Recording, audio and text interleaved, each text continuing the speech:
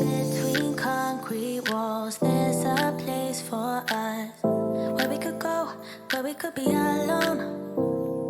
Between city lights, we don't have to hide. I wanna go, do you wanna follow?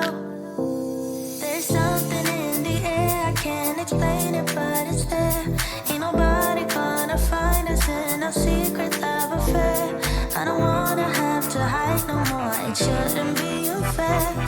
I wanna go, and I wanna know, do you wanna follow? Baby, do you wanna follow? Come with me, do you wanna follow? Baby, can't you see that? I wanna go, and I wanna know, do you wanna follow? Baby, do you wanna follow? Come with me, do you wanna follow?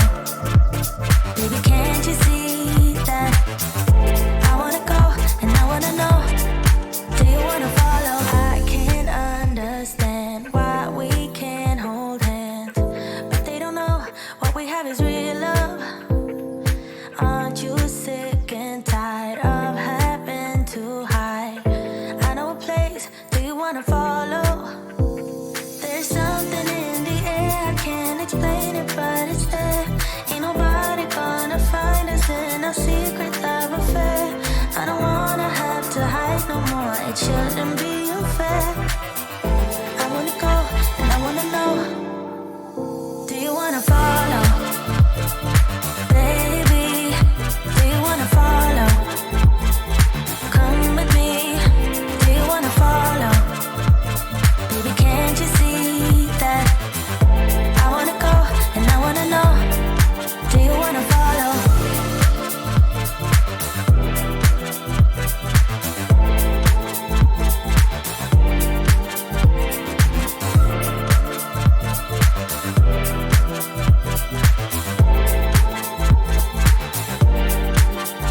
Do you wanna follow? Baby, do you wanna follow? Come with me, do you wanna follow? Baby, can't you see that? I wanna go, and I wanna know, do you wanna follow?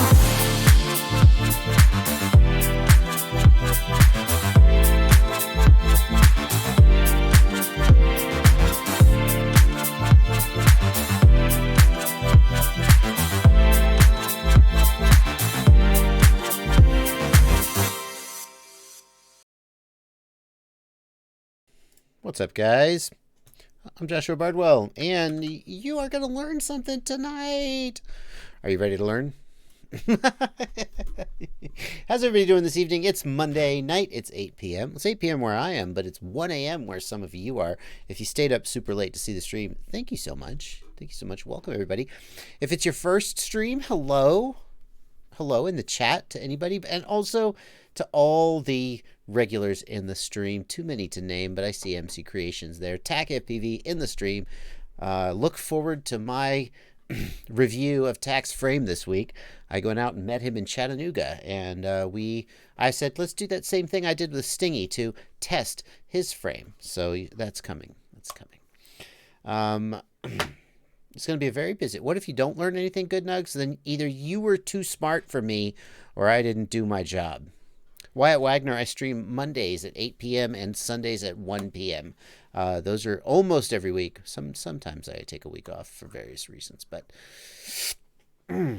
and because I know...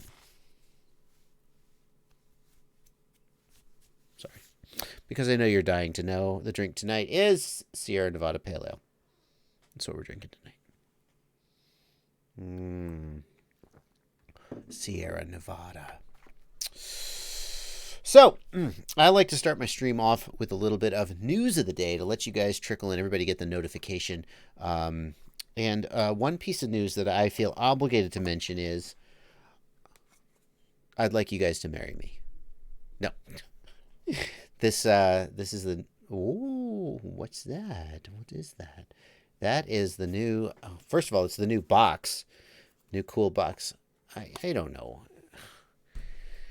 I guess. I mean, it probably only cost like 50 cents anyway, but I'm not one for overwrought packaging. But it's the new box for the new JB2208 motor that came out this week. I'm working on a review video for it. I knew they were coming from the manufacturer, but then all of a sudden, boom, they were just up for sale on Get FPV, and I was like, wait, I haven't even built a quad with them in yet, so I got to put these on a quad, and I got to do a little review of them, but those are coming. That's exciting. If you always thought 2407 was maybe you prefer a taller stator, then this is for you, 2208. And these are the Popo version of it, and interestingly, they got rid of that little silicone washer, and they have a little metal washer. Anyway, you can't see that because it's not zoomed in, but it's exciting. Yeah, 2208. Because I figured, if I like 2207 better than 2306, then wouldn't I like 2208 better than 2407? We're going to find out. Joe Gray says we need a Bardwell motor designed for 4-inch builds. Since no one else makes one, you might as well. Joe Gray is one of my patrons, and over on my Discord server, she's been going through a 4-inch build.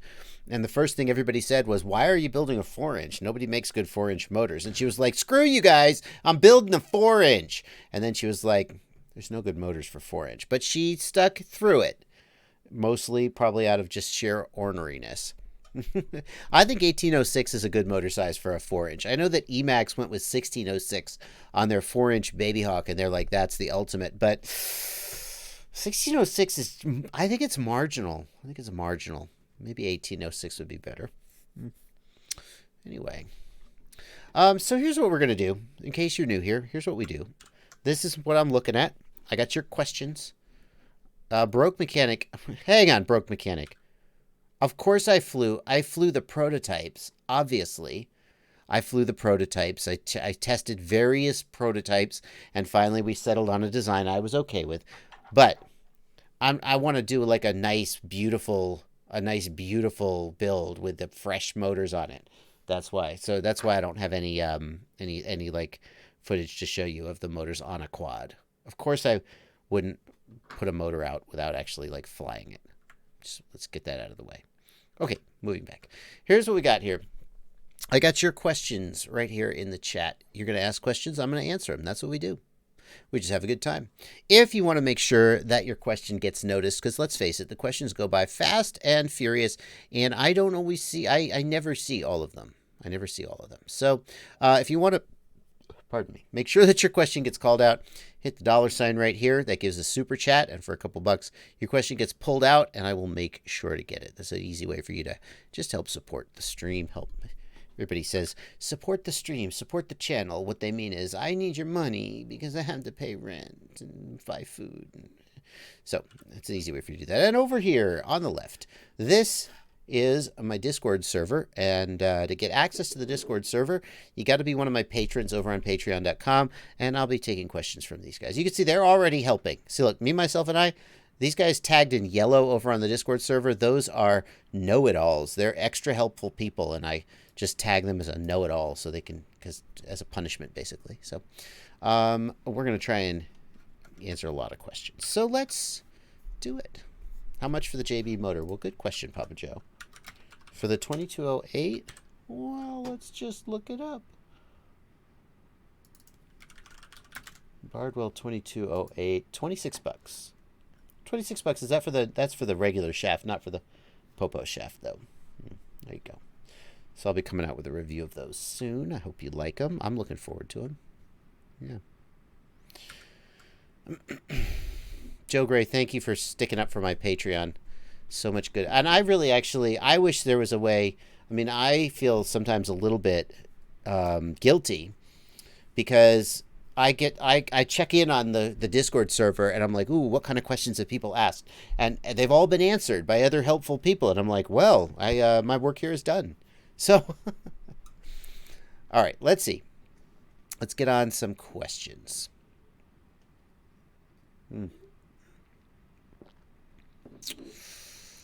Michael X is here tonight. Put them on your Stingy Quad. Ion FPV says put them on your Stingy Quad. Ion FPV, the thing is, I like the 2208 motors. Ooh, that's dangerous. I got 2208 Zing motors on the Stingy Quad. I always feel bad because the easiest thing to do when you have to test a motor is to just yank some motors off another quad. But when I have a fully working quad, I kind of don't want to rip it apart and throw good motor.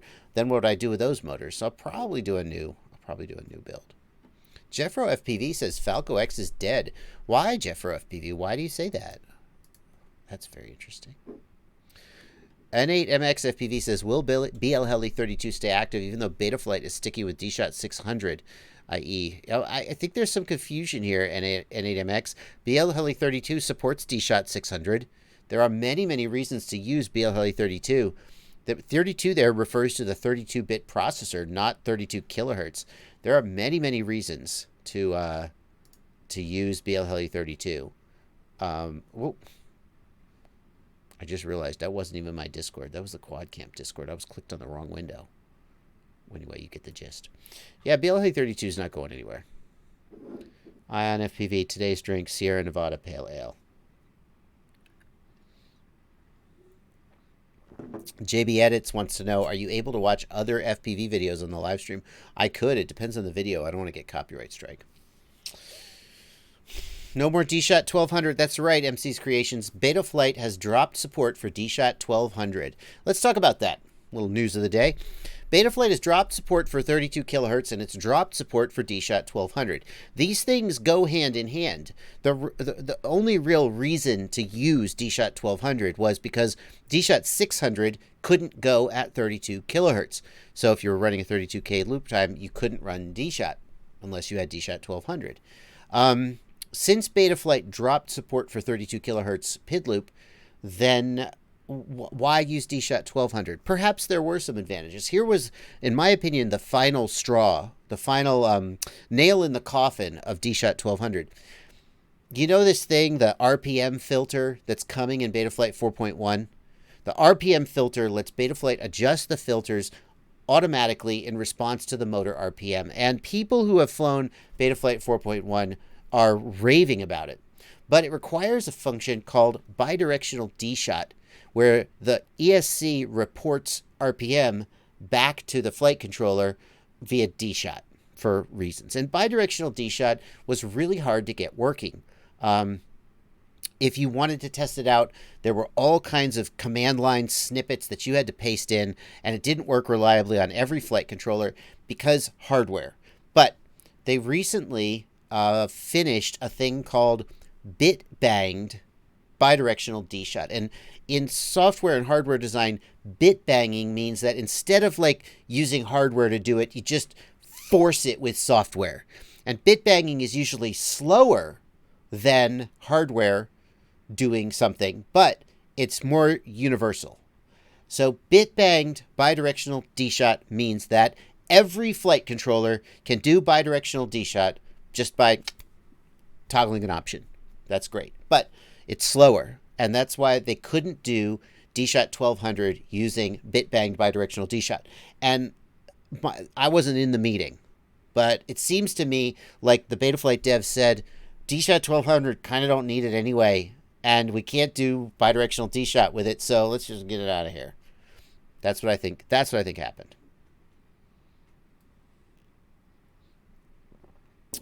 So Betaflight 4.1 looking very exciting in terms of flight performance. And I'm super excited about it because Betaflight 4.0 was a lot of trouble for a lot of people. A lot of things changed. The devs tried to be super aggressive with the filters and with the default PIDs. And it turns out a whole lot of you guys have quads that don't fly as good as the devs' quads. So they tested them and they were like, we're good to go. And you guys put Betaflight 4.0 on your quads and they started flying to the moon and smoking motors. And Betaflight 4.0, I mean, they kind of dialed it back in, but a lot of people are still running 357. But I have a feeling when people see how good 4.1 with bidirectional DShot flies, they're going to be like, yeah. Okay.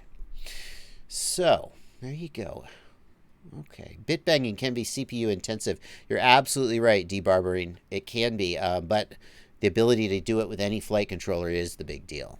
Any news on Bitefrost, asks Raider FPV. But guys, stop. So Bitefrost was Fat Shark's high definition FPV competitor to DJI. And long story short, DJI released their system. Fat Shark went, oh crap, because they knew that everybody was going to buy DJI and they were going to miss the boat. This is my interpretation, by the way. None of this is official. And so Fat Shark was like, hey guys, we have a high definition thing too. Guys, Fat Shark over here. Hey, Bitefrost is what they called it. And Bitefrost was very exciting because number one, comes from Fat Shark. We all love Fat Shark. I mean, compared to DJI, we all love Fat Shark. I love Fat Shark, period. But a lot of people like, oh, Fat Shark. But I mean, a lot of people would rather have Fat Shark than DJI because this Bitefrost thing lets you use your existing goggles. You don't have to buy new goggles. Or, oh, that's good. Well, Fat Shark said, we're going to be sending this Bitefrost thing out to reviewers in 2 weeks. 2 weeks later, nobody had it.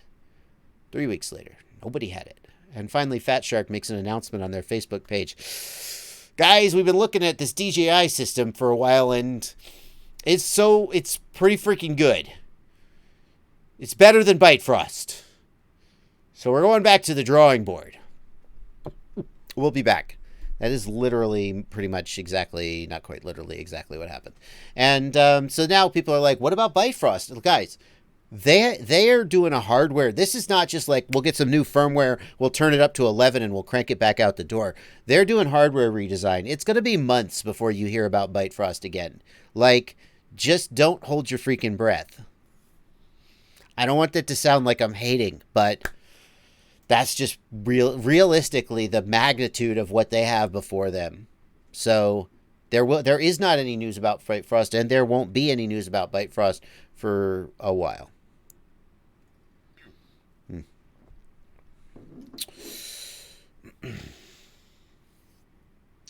Puma Block wants to know, I just bought your flight controller. I'm having trouble getting motors 3 and 4 to work. My ESC and motors work with any other flight controller. What could it be? Puma Block, I mean, they should work, right? If you can swap the wires, you could see if maybe there is an issue with the motor outputs. I'm going to assume that you're using the 4-in-1 plug. You could try cutting the wires and soldering them to the signal outputs to see if the plug has a problem. Those are various things you can try. If the flight controller is damaged, then obviously you'll get a new one under warranty. Puma Block, if you want to email me, joshuabardwell@gmail.com, I'll be glad to work with you to troubleshoot this. There are various steps you can go through. Chapex FPV wants to know if I tested the new RunCam Hybrid. Let's look at that. RunCam Hybrid? What is that? What? I have this. RunCam Hybrid is RunCam's response to the Caddx Tarsier, which is a 2-sensor, 2-lens high-definition system. And I have it. I haven't tested it. I'm waiting to put it in my 3-inch build. I got to get these motors from iFlight before I can do my 3-inch build. But I haven't tested it yet, but I do have it, and I will be looking at it. I'm excited to see this because the Caddx Tarsier is pretty good, not perfect. And so I think RunCam has the potential to do this better than Caddx. So I'm hoping they've done a really good job.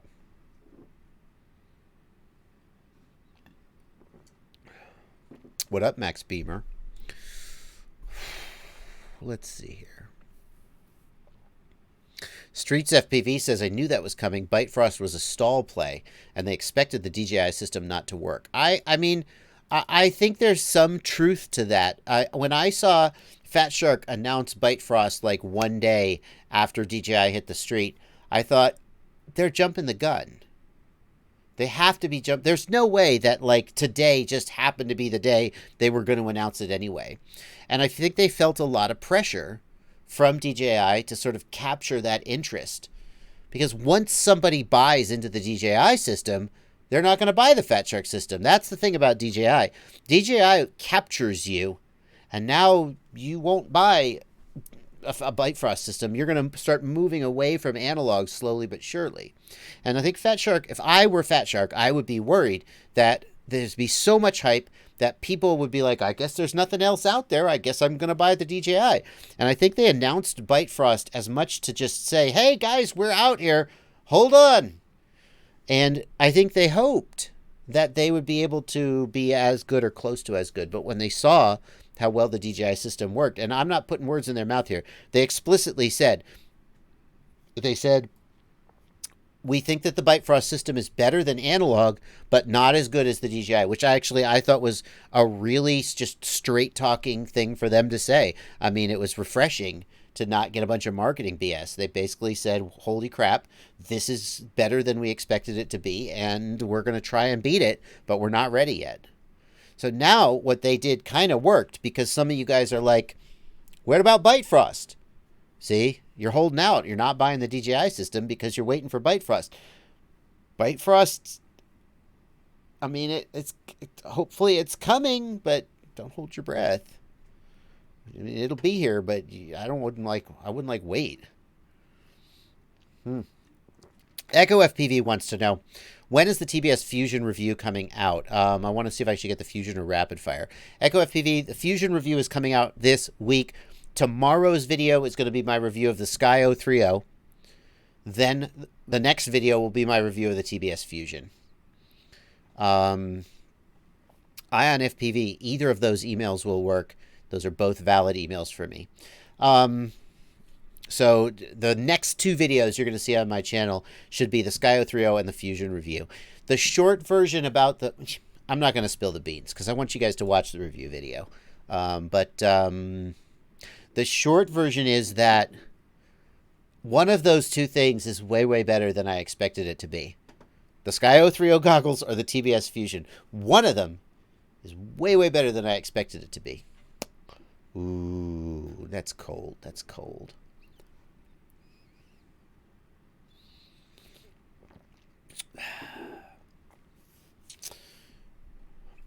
Quadcopter says, DJI is good, but the air unit and camera are too big for all of my frames, and the goggles fit like a toilet seat. You're not wrong, Quadcopter.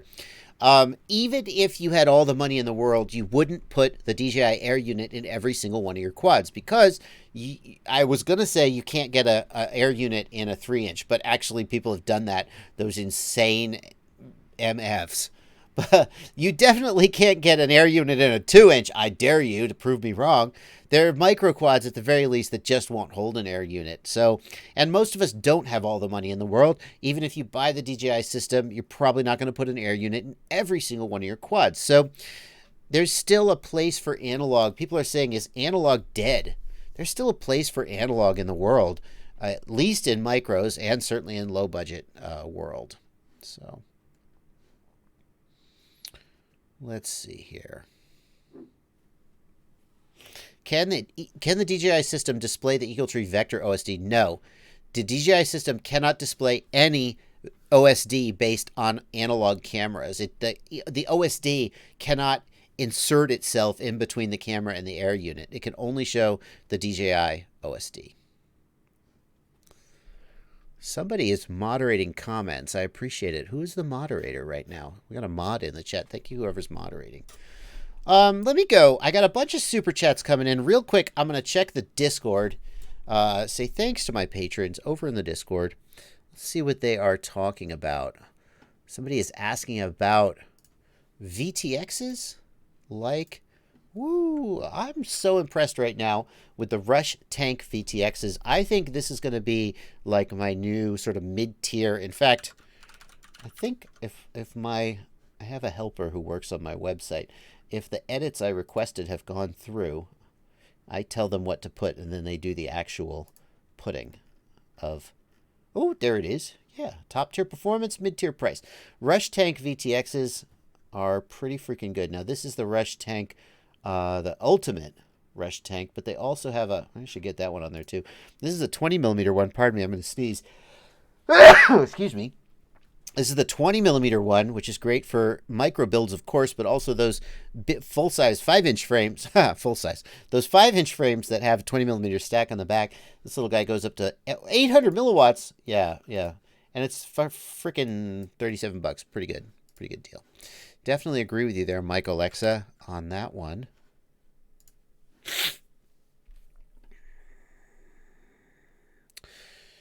Dean wants to know if I ever post a parts list before I do a build video. Not usually, Dean, because usually I do a a build by just scrounging for parts. And then half the time I get halfway through the build and realize one of the parts I picked won't work, and I switched it. So I would hate to ever tell you what I was putting into a build before I finished the build, because half the time you would end up buying something you didn't even freaking use. JB Edits, I mean, you can message me on Facebook, I guess. What do you want me to watch, though? That's what I want to know. So, Tax the moderator. Tax, some of the comments get auto-modded, like if they have a keyword in them, like if they have the word subscribe in them, then they get auto-modded because somebody's could be saying subscribe to my channel, or if they have an email address, they get auto-modded. I appreciate you moderating there, Tax. Thank you very much for helping. What tools, Gary Weatherford says, what tools have you had good luck getting through TSA with? Gary, within the United States, any tool under 7 inches long is good to go. Not like a box cutter. No cutting tools, knives, anything like that. X-Acto knife, razor blades, none of that. But screwdrivers, hex drivers, diagonal cutters, flush cutters, any of that stuff, pliers, any of that stuff underneath 7 inches long, I've carried on. It's no big deal. I've never had a problem. If I was going international, I would probably check it. Yeah.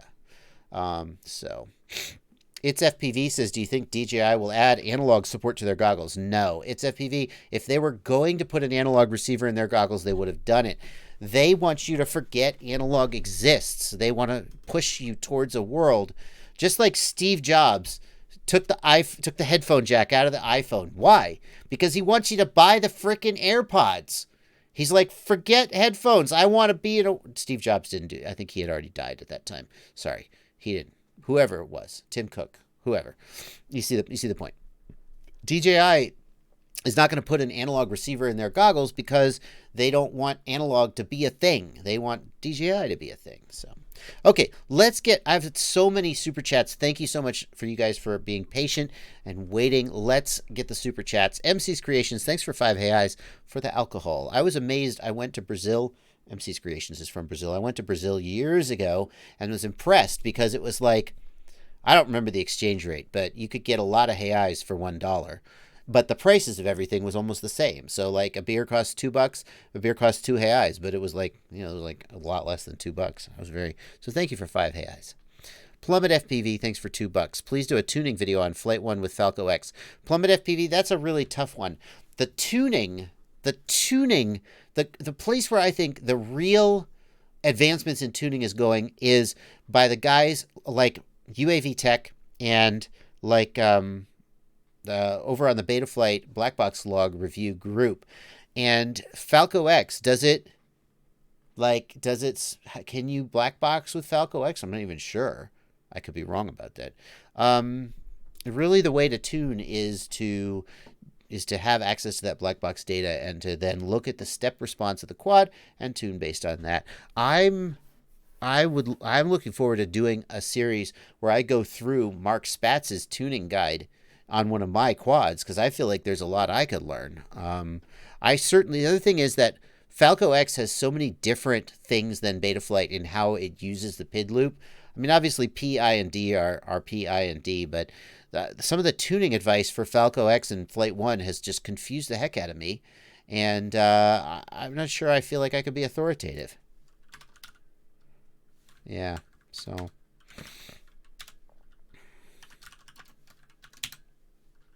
Hang on one second.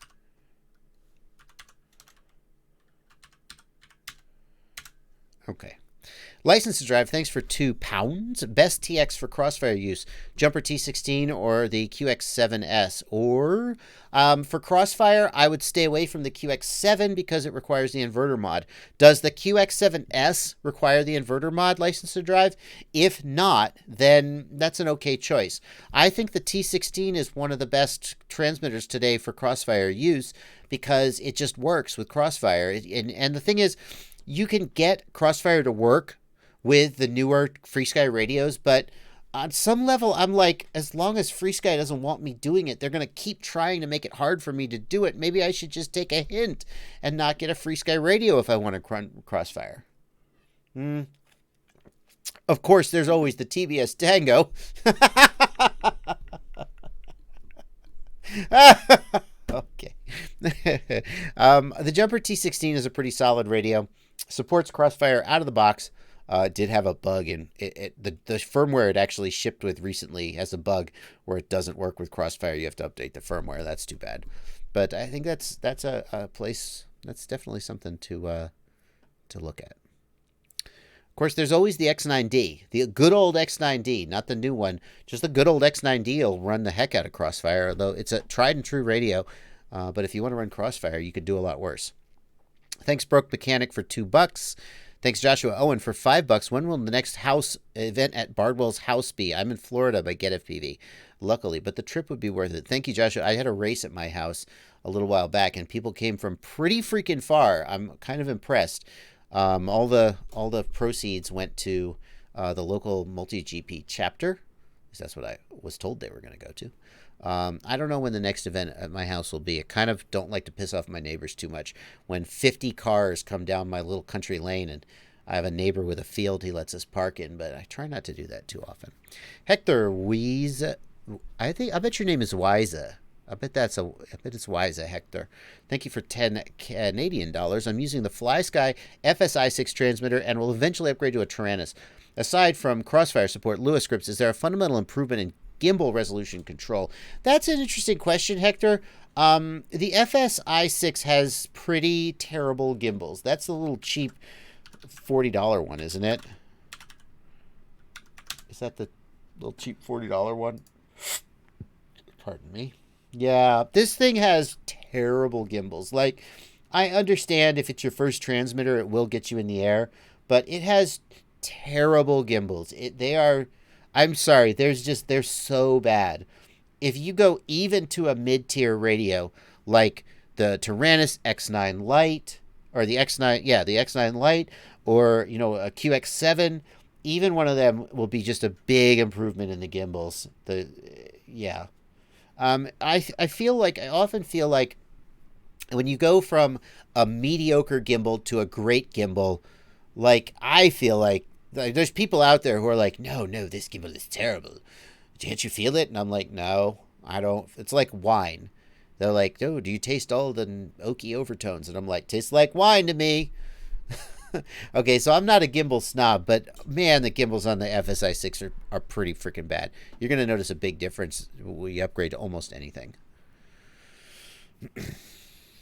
Spencer Kennedy, thanks for $2. Fist bump. There you go. Get your son. Boom, fist bump. Rewind it if you need to. Sleestack, thanks for $5. Has anybody ever created anything around a night vision camera for FPV? Yes, 100% Sleestack. There's people out there. There are cameras like the Runcam Night Owl, which are explicitly night vision cameras. They're not like literally night vision, but they're high sensitivity cameras. There are people who will put an infrared emitter on the front of the quad and fly around that way. I even saw somebody who put a FLIR camera on his quad, if you can believe that. Yeah,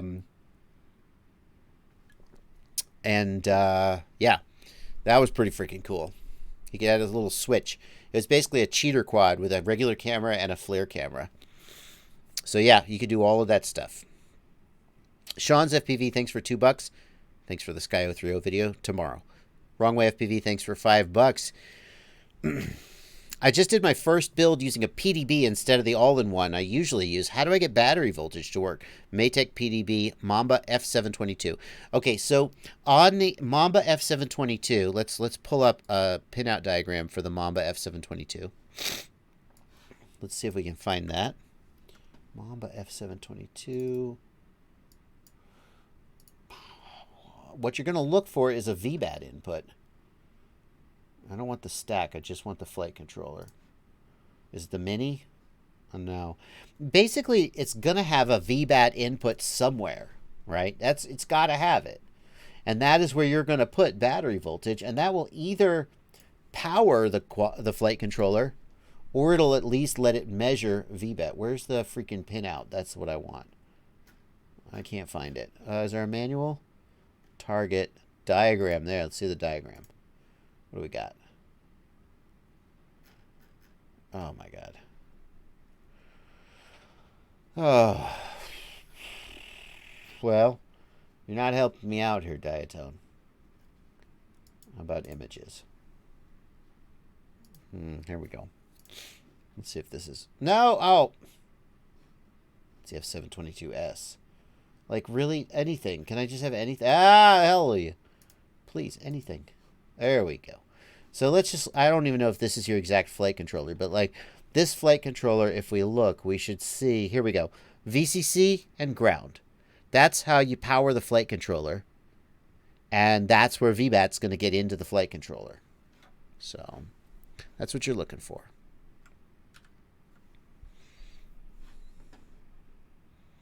JB Edits wants me to watch his video on stream. It's not working out, dude. Let's look at it. Let's look at JB Edits video. He's very, very eager. Who are you, Josh FPV? Maybe you send it to my business account. This is just rewarding him for spamming the stream, but what can you do? I don't see you, man. I don't see you. Josh FPV. Unread chats. You're not there, dude. I'm sorry. I'm not going to show all my chats, but I don't see you. You're not there. Okay, moving on. Good Nugs, thanks for $5. What about the Orcas supposedly dropping soon? Have you tried them? Are they worth it, or is it? Oh, wait. Good Nugs, the Orcas looked really amazing, but the last time I had them on my face was in January. I'm waiting for them to send me their first... I'm supposed to get one in their first shipment. I'm looking forward to seeing it. They're the most expensive FPV goggles you can get. More expensive even than the DJI goggles, so you got to really want them, and I'm looking forward to... On paper... They deliver. On paper, they have the largest, highest resolution, best quality screen. We got to get them in my face before I can actually judge them. If they live up to the promise of what I saw in January, then they're going to be pretty freaking good. Original Steve, thanks for $2. What are the best antennas for the Attitude V5 and VTX? Steve, thank you for $2. I gotta recommend you check out my website, fpvknowitall.com, which has the ultimate FPV shopping list, which is all the parts that I recommend. Well, it's not true. There are lots of parts that I recommend that aren't on the list, but the goal of the list is to kind of whittle down the overwhelming variety of good stuff and just be like, cut it up to, look, just here's a few good things that you can rely on. And so in this section, we've got directional antennas. Here are some suggested antennas, directional and omni antennas to use. Now, see, you're already looking at this and going, but what about the TBS Triumph? What about there's lots of good stuff out there, but the goal is to not show you every good thing, just a few things that you can rely on. And that's where I would suggest you go if you want information about antennas, about VTXs, etc. One more super chat, then we're back to the regular chat. PT Custom, thanks for $5. I just ordered the Mobula 7 Spectrum Edition. Is there anything I need to change in Betaflight to fly it? I mean, even when you buy a totally ready-to-fly quad, there's a lot of setup you need to do, unless you bought it with the transmitter included. You're going to need to bind it. You're going to need to configure, make sure that your channel mapping is correct. Have I posted this video yet? Has it gone public?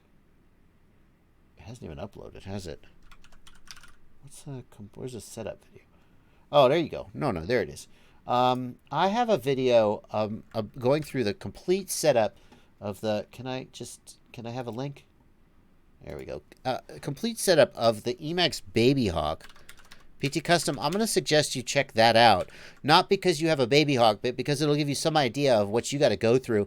It's kind of the same thing for all new quads, but that's what I would suggest. Okay. Hypermotor says, would a current calibration... Back to the regular chats. Thank you. Thank you to everybody who contributed in the super chat. Would a current calibration scale of over 9,000... It's over 9,000! Be too much? I can't get my current sensor value low enough. Yeah, that would almost certainly, Hypermotor, indicate that you have your current sensor set up wrong. Like, you have it set to internal ADC, but internal ADC isn't actually doing anything. Probably it shouldn't be over 9,000. It should be about 100 to 400 is the most typical range, depending on the value of the shunt resistor that the manufacturer used. 9,000 is just a totally bogus value.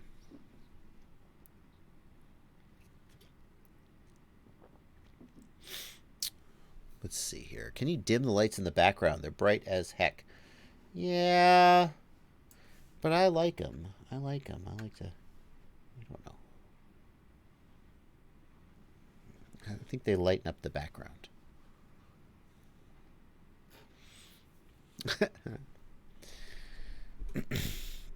Echo FPV wants to know, I'm running the VAS Ion V2, trying to find the polar... That's a good question, Echo FPV.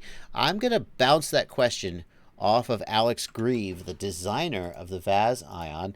He wants to know, how do you tell whether you've got left hand or right hand on the VAS Ion? Oh, I know the answer. No, they're not black. The left hand is gray, isn't it? I know my VAS Ion are gray. Let's look. This is the right hand. Ah, shoot.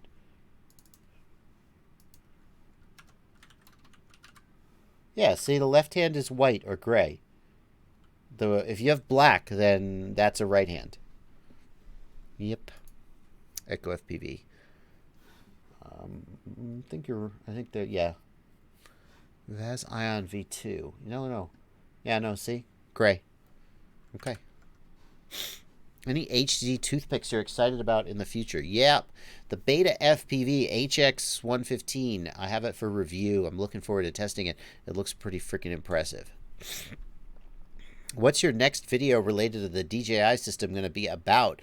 Asks 507RC. I'm probably going to do a build. I actually just got a box of parts for a build for the DJI, and I'll be doing that. On some level, I'm like, well, I mean, it's the same as any other build, but a lot of people are new to FPV. They haven't done a build before, and they're looking for a specific build just for the DJI system. So I'll probably do that.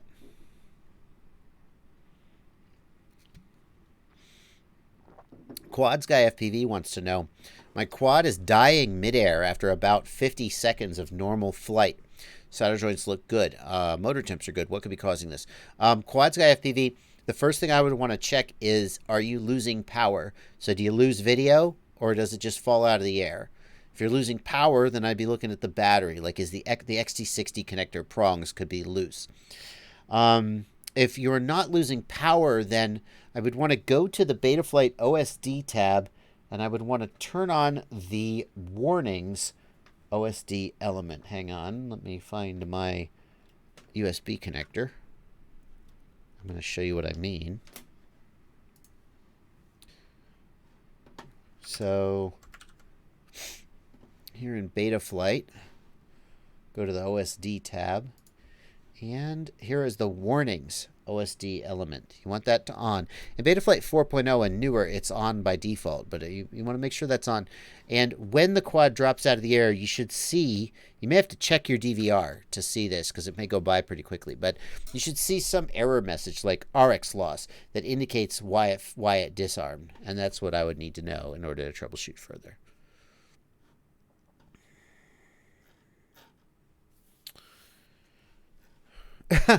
UAV Tech wants to know, does the TBS MIMO antenna serve any value with the DJI headset? Thank you for $5, UAV Tech. So if you look at what DJI shipped with the DJI headset, I'm being told, I haven't verified this, but I'm told that they are all left-hand antennas. So if DJI shipped the headset with antennas of the same polarization, then presumably they're not doing any... they're not doing that kind of MIMO. Whatever they're doing isn't MIMO that's based on mixed polarization. At the end of the day, you could test it. You could screw it in and plug it in and see how well it works. But I'm not sure. I mean, I don't even remember about the Aram antenna, what the exact specs were, to be honest with you.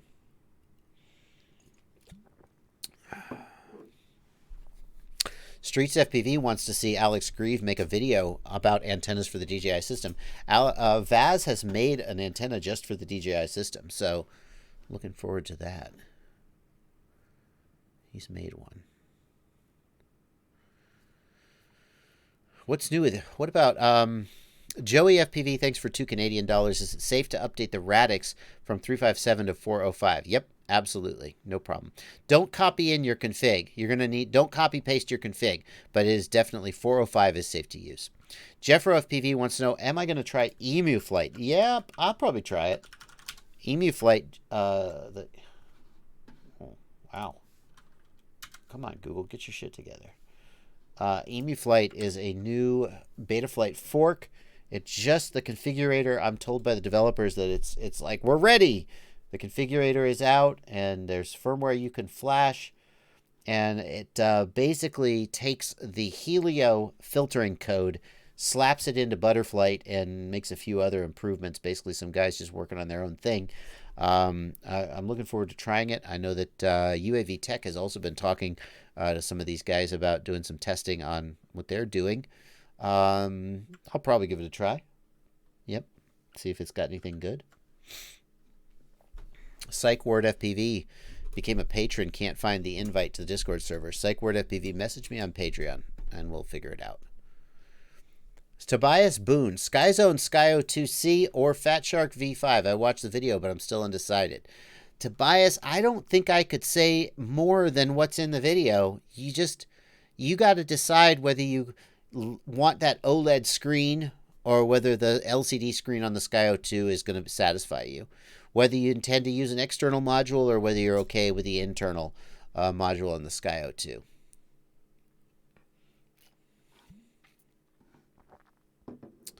So,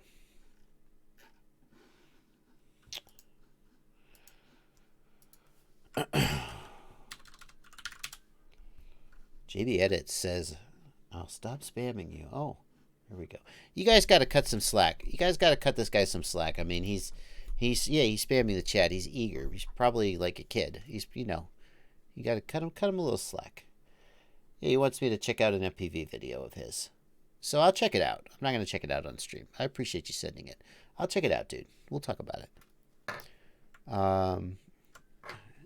DJ Dubs, how do you like the TBS Fusion module in your initial tests? No, don't kick him. Come on, guys. Don't kick him. No. Just let it go. Let it go. JB Edits, I got it. Stop pissing off the stream. You got to remember what it was like when you were 15. He's super eager. No ability to read the room. It's okay. He's good. He's good.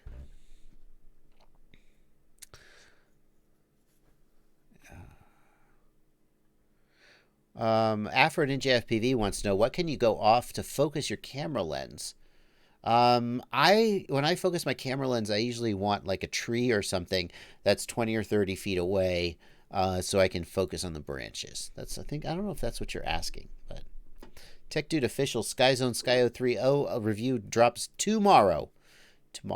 Matt Roble, why were you not at the DRL race? I had just spent 10 days in Orlando filming Rotor Ride episodes, and they weren't all in Orlando, but I just got back from a week in Orlando, and they were like, hey, do you want to go to Phoenix? And I was like, no, I got shit to do at home, so that's why I didn't go.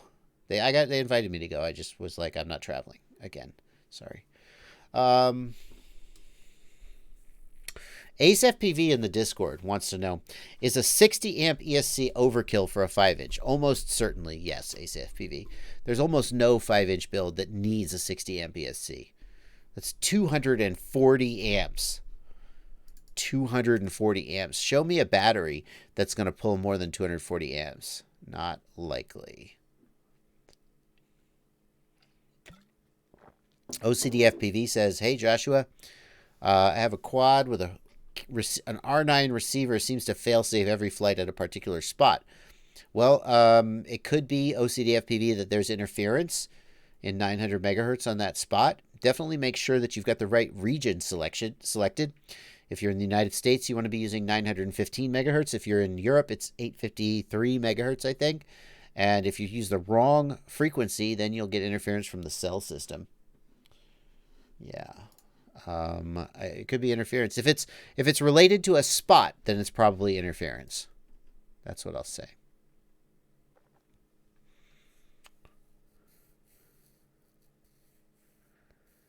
Let's see here. Chamer has a question. Chamer says, yesterday I tried to fly, and what input I put into the pitch and roll stick seemed like it was lagged really bad. Me and Wiz tried looking at it, couldn't figure it out. When I got home, I tightened the spring tension. That fixed it. Now it's back to not working. Here's what I would say, Chamer. If you have control inputs that are delayed or not being read correctly, go to the Betaflight receiver tab and move your sticks and see if it's actually lagging. Look in your transmitter at the channel output monitor and see if it's showing that the channels are lagging. If there's an issue with your gimbal, then probably in the transmitter on the channel output monitor screen, you'll see that delay still happening. But if you see that the receiver is moving correctly and quickly, but the quad is delayed, then you know there's an issue maybe with your flight controller.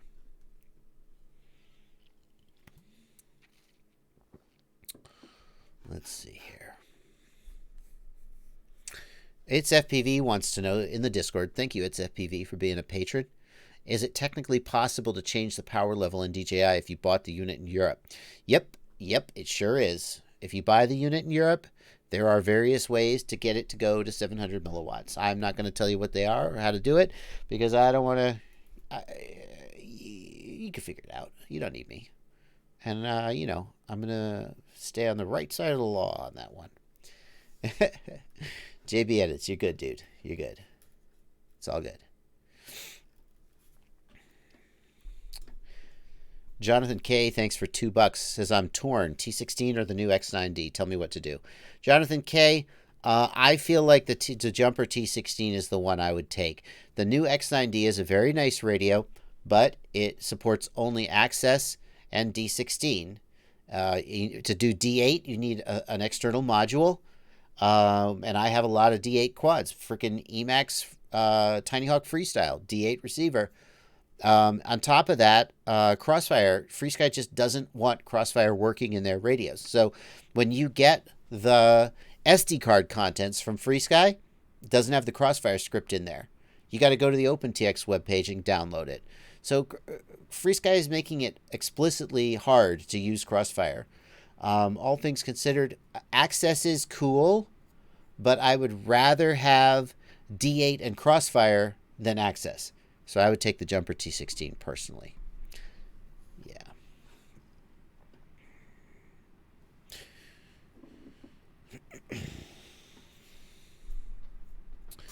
Ladrib, Ladrib's in the chat talking about the blasters. He says the replacement program is good through December.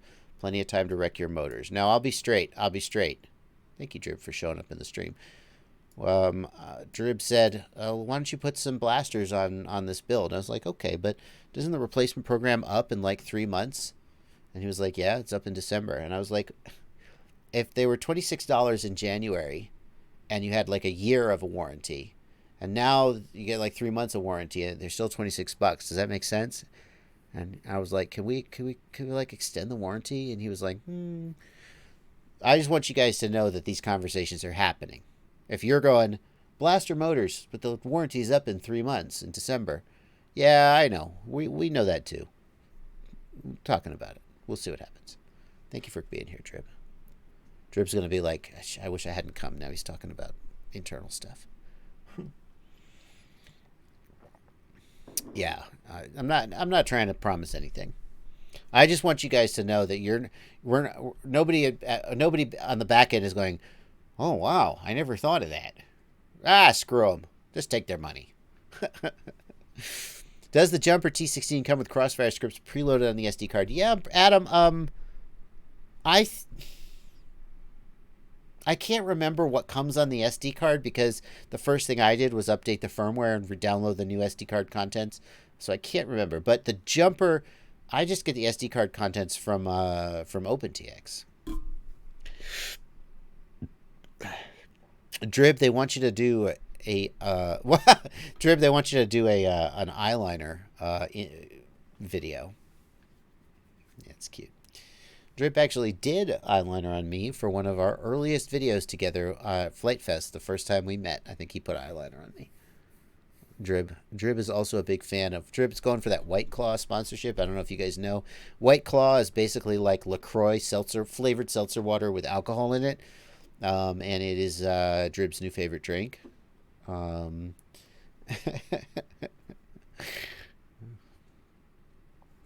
Adam, yes, the OpenTX Lua scripts do work on Jumper TX. Yep, 100%. Drib, is that your Flight Fest vlog where you put eyeliner on me? I think that's yours. Post that. Drib, I'm going to make you a... I got to make you a moderator. Add moderator. Well, Drib is now a moderator. Drib, if you post that link. Yeah. The Mighty Thor. Has TBS given you any insight as the new receiver module they announced on their live stream? Yeah, TBS told me all the inside information. No. TBS doesn't tell me anything. They don't like me. They don't want to talk to me. Just Van FPV wants to know, is overheating covered in the blaster warranty? Just Van, I'm pretty sure that anything is covered. As long as you have the pictures or whatever. I'm pretty sure that any damage is covered. Drib will tell me if I'm wrong.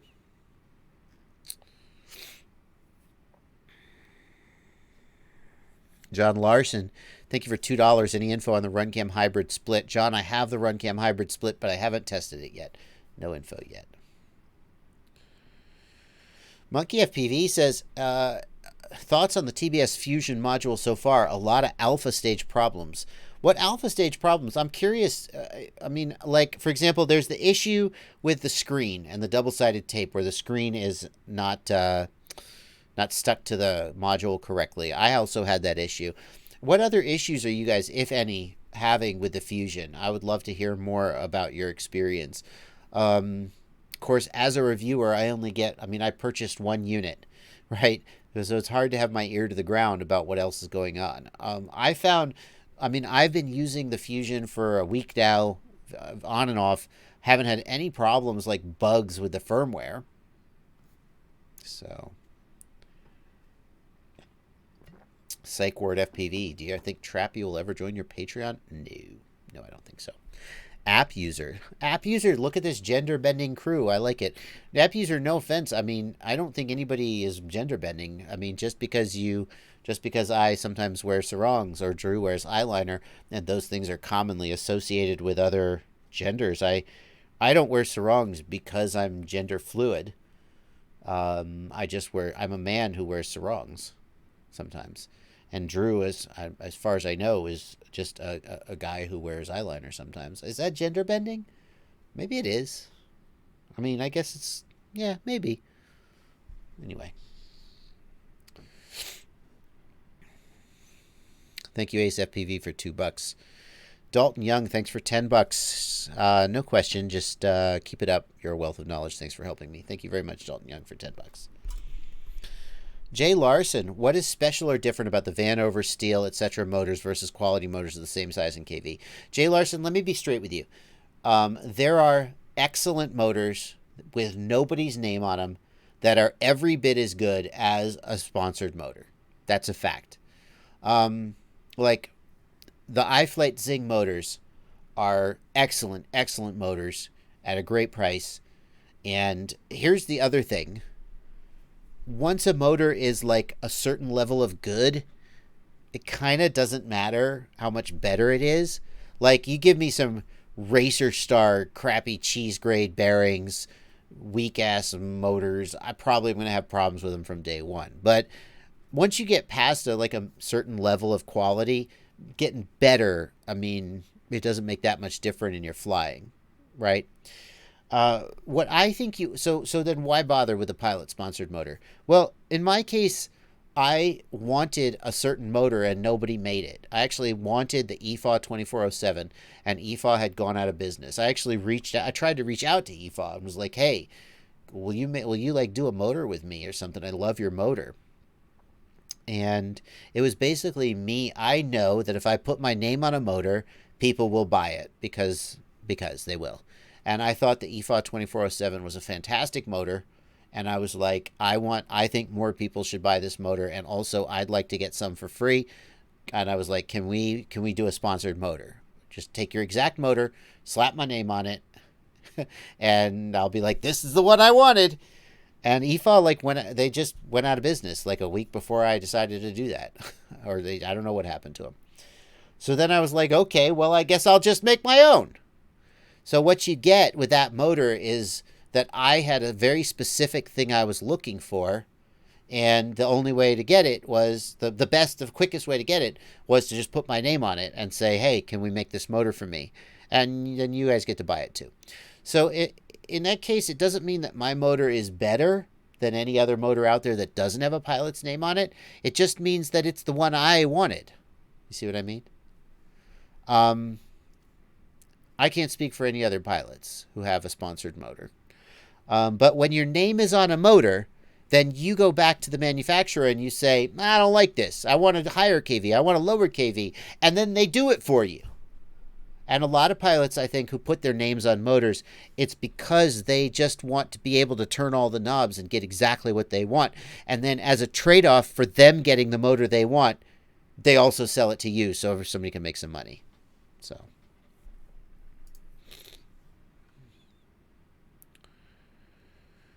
Woo! Oh, there's a list of issues people are having with the TBS Fusion. Oh my goodness gracious. Thank you. Wow, I haven't had any of these problems. Okay. I will certainly look. Oh, I did have that problem. The joystick not clicking. It's because the case was not. I had to file out the case to get the joystick to go both directions. I did have that problem. Okay.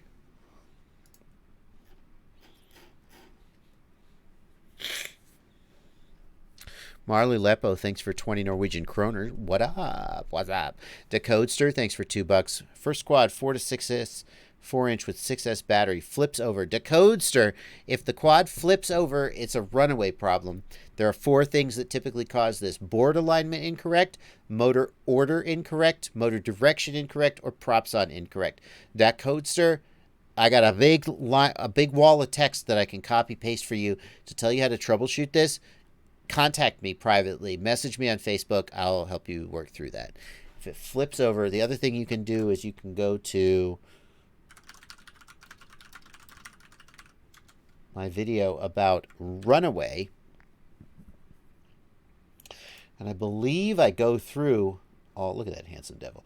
I believe I go through all of the things in that video that walk you through the troubleshooting. Nick Sebring here in the chat. What do I know that name?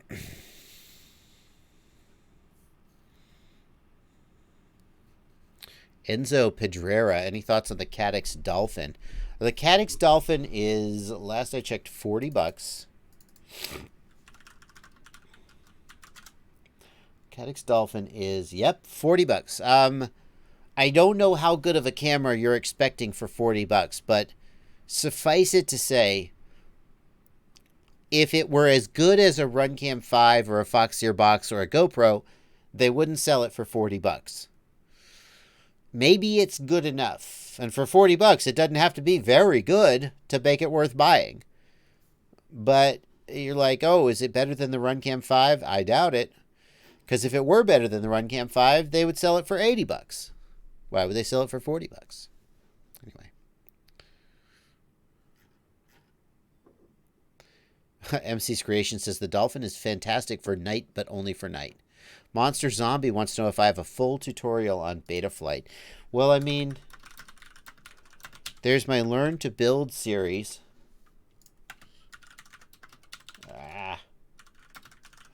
There's my Learn to Build series where I walk you through the build of a racing drone. And part 10 is where we get to Betaflight, and I take you through the whole Betaflight setup. So you could certainly check out my Learn to Build a Racing Drone series. Oh, hang on. Let me try again here. Monster Zombie. Yep, that's what I would suggest you check out.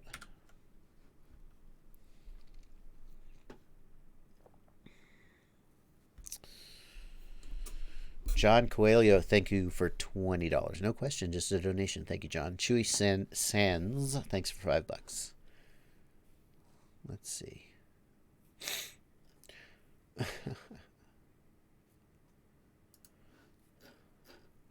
Thoughts on the new Horus X10 Express? Let's look at the Horus X10 Express. Thank you, Dreadpool, for being a patron. Dreadpool asks in the Discord server, thoughts on the Horus X10 Express. Well, I will give you some thoughts. What do we got here? So this is a new Access radio. That means that out of the box, it's going to support Access and hopefully D16, but not D8. No problem. So you'd be looking at this radio primarily if you like Access for FreeSky and you want to switch over to that instead of or in addition to D16. Got built-in 2S LiPo or lithium-ion charging. Very nice. Two 18650s. Very nice. I like that. I've always liked the screen, and it's a very well-built radio, although the ergonomics have bugged me a little bit. I had one of these a while back.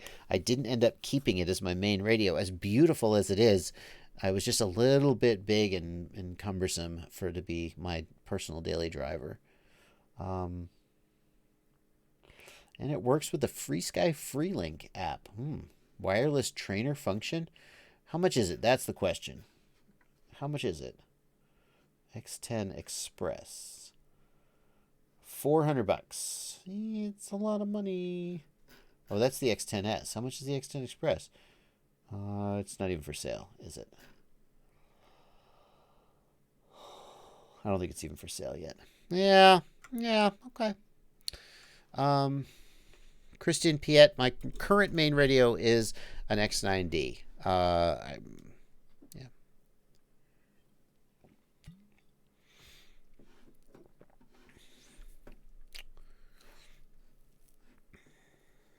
Private Island FPV is pushing for likes. Thank you very much, Private Island. Travis Pratt, if you only had $100 to spend on a radio, what would you buy? Travis, I think the two choices in the $100 price range are the X9 Lite, which is about $70 to $90 depending on where you get it, or the QX7 is just a little more than $100. Between those two, I think the X9 Lite is a pretty good radio. I think the X9 Lite is a nice beginner radio. The only downside of it is that it doesn't support D8 protocol, and a lot of beginners are going to be using bind and fly micros that have D8 receivers in them. That's unfortunate. But overall, I think the X9 Lite is a pretty good radio at the price of about $70.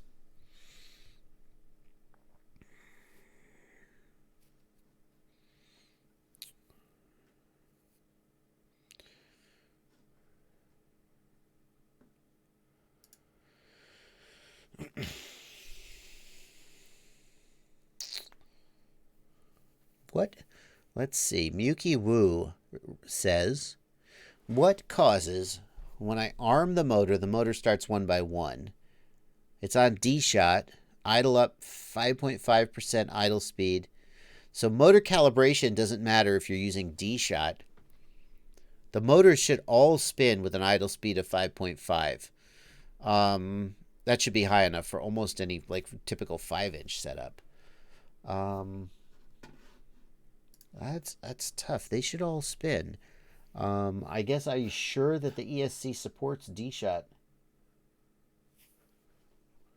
Yeah, what I would do, Muki, is I would test it using the motors tab. I would raise the sliders one by one and see if all the motors start spinning at the same throttle position on the slider. And if not, maybe there's something mechanically wrong with the motor, like a bad bearing or something. Because on D-Shot, there's no calibration. So the motors should start spinning at almost the same time, unless like a bearing is damaged or the shaft is damaged or something and it's not starting at the same position. Somebody points out that the FreeSky site does have pricing for the X10 Express and the X10S Express. Looks like the X10 Express is $369. The X10S Express is $429 plus tax. They're decent. They're nice radios. I think for a fixed wing guy or a glider guy, but for me who's like bashing my transmitter around in a bando half the time I drop it on the ground, I'm just not sure I want to spend $400 on a transmitter that I'm going to just beat to crap and destroy. I would rather spend $150 or $200 and then I wouldn't have to buy a replacement. It's not as painful.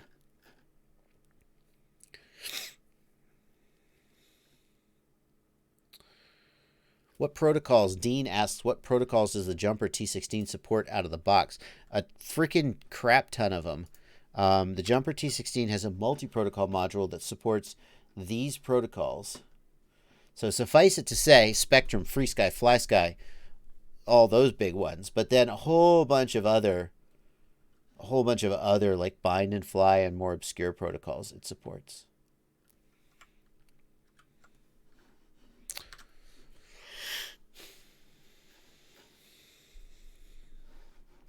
Marley Leppo, thank you for 20 Norwegian kroners. FlySky! I don't know why you said that, but okay. Get a Bird FPV, thanks for 5 Australian dollars. Dollary dues. I flashed Betaflight 406 onto the Crazy Bee F4 Pro V2. Now Betaflight doesn't recognize the board. Yes, it was the right target. No, it wasn't. Ghetto Bird, I know you anticipated. If you flashed a new firmware onto the board and then Betaflight stopped recognizing it, I'm really sure you flashed the wrong target. Like, I don't want to tell you, like, that's just the most common reason for that to happen. So here's what I would say. Reflash the target. If you like have a config dump, if you have a config dump and you look at the top of that config dump and you see version and the target name, then yeah, that's the right target. Reflash it. Flash it again. Maybe you accidentally clicked the wrong thing in the menu and you didn't realize it. But the problem with the Crazy Bee boards is there's like 4 different Betaflight targets for the Crazy Bee boards, depending on which receiver is on the board. If we look in the firmware flasher, we can see.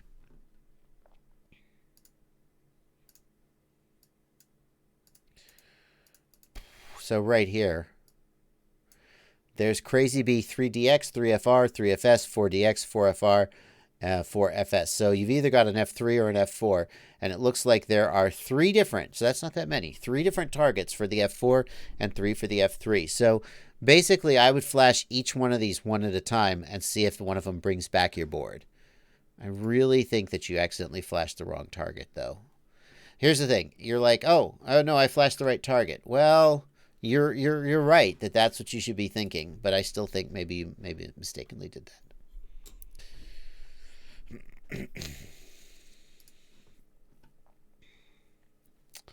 507RC wants to know, why should we be excited about the upcoming Betaflight 4.1? RPM filters? Anything else? Any reason not to try RPM filtering? 507RC, I think that they haven't turned RPM filtering on by default because you have to flash a special firmware to your ESC, and not everybody will have done that. If you have the ability to run bidirectional D-Shot and RPM filtering, I think you should. Everyone I talked to who's tried it is like, oh, it's so good. I know that's true about many other parts of Betaflight. I can only tell you what I'm hearing. I've tried it on a couple quads. It's really freaking good, and I think you should try it too. But you will need to flash the BL32 that supports bidirectional filtering.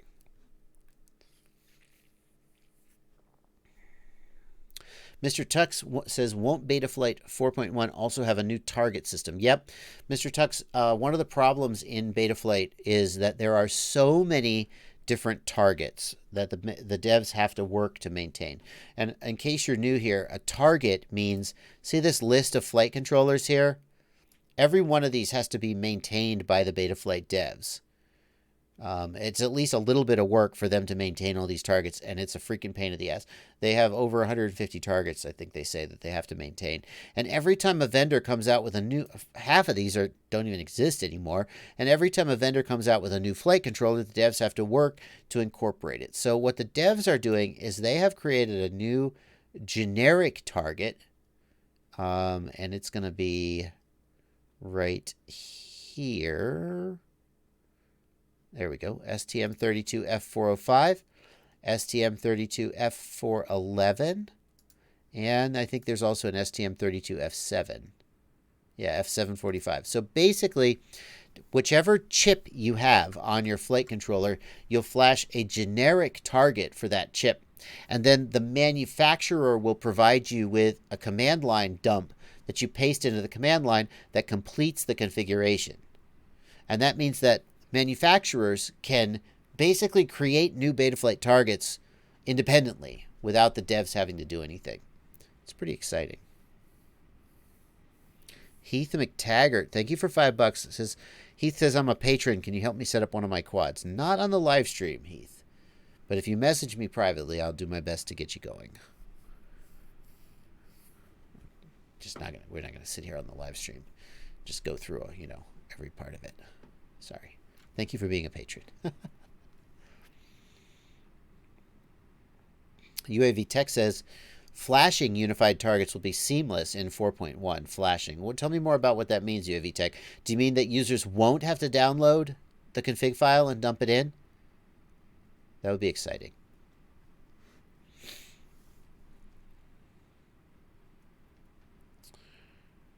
Ooh, Broke Mechanic says, I added Real Pit to my quad, set pin IO to LED 1 instead of LED strip, and my flight controller stopped communicating with my computer. Tried to power up in bootloader mode, but no dice. LED 1, Broke Mechanic, is the LED that flashes when your flight controller powers up. I don't understand why messing with that would cause the quad not to boot up, though. And it definitely shouldn't break bootloader mode. You definitely should be able to get back into bootloader mode. Yeah. Broke Mechanic, I would say, you really should be able to get back into bootloader mode. I can't think of anything you can do in software that should break bootloader mode. That's what I would say. UAV Tech is confirming in Betaflight 4.1, you just flash your... But UAV Tech, how do manufacturers get the new targets and config files into the configurator? Right? Because doesn't that mean that the Betaflight devs then have all the work to do that they were going to do anyway? Yeah, it dumps in your config file for you, but where does it get the config file from? How do manufacturers submit their config files so that in the configurator knows that that's the one you need? That's my question.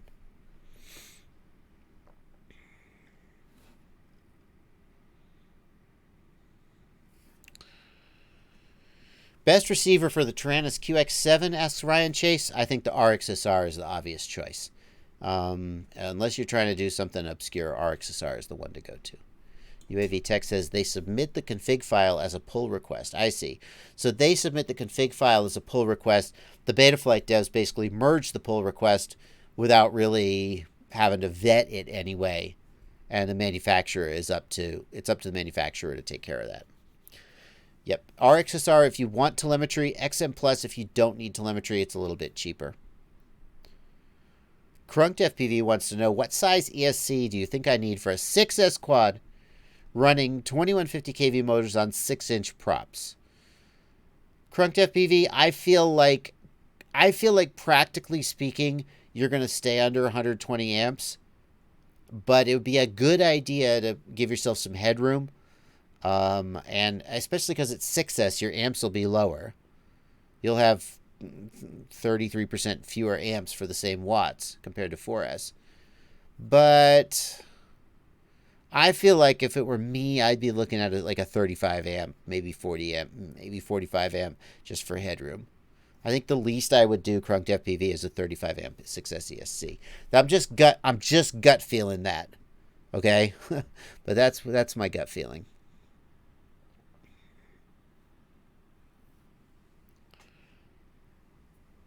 Dougie FPV said, Doug, I'm going to read this because it's hilarious. I know you're pulling my leg.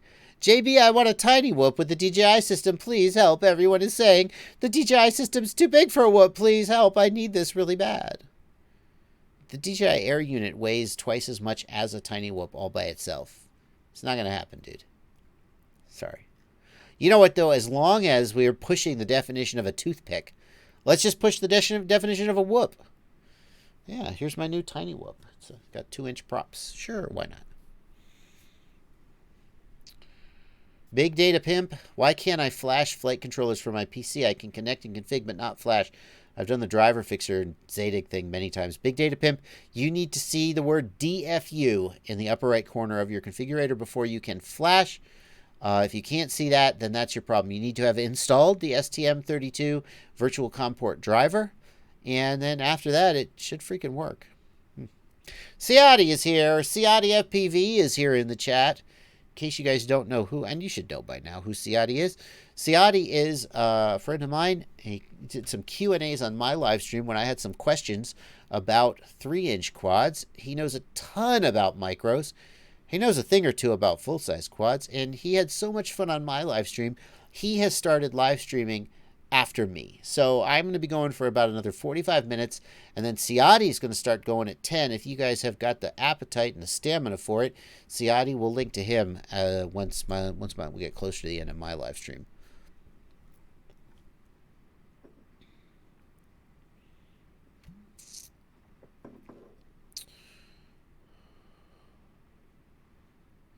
I'm assuming Sean Watkins says, don't make fun, bro. We were all new at one time or another. I'm not making fun of, I mean, the guy asking if he can put a DJI Air unit on a Whoop. I just assume he's joking. Recommended prop for 1507 motors. Lance Flag, 1507, 3300 kV, 4000 kV.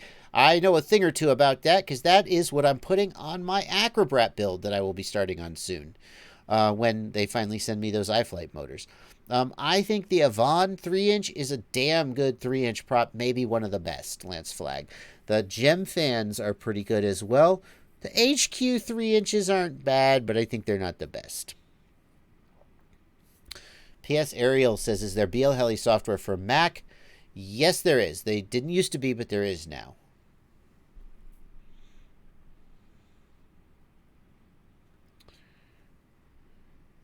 Alex Walpole says, hi, I just put some Hype Train 2600 kV motors on my 5-inch using Ethics S3, and now I'm getting 2.5 minutes out of the battery. Do I need to change something? Have I done something wrong? No, I don't think you've done anything wrong. 2.5 minutes sounds about right.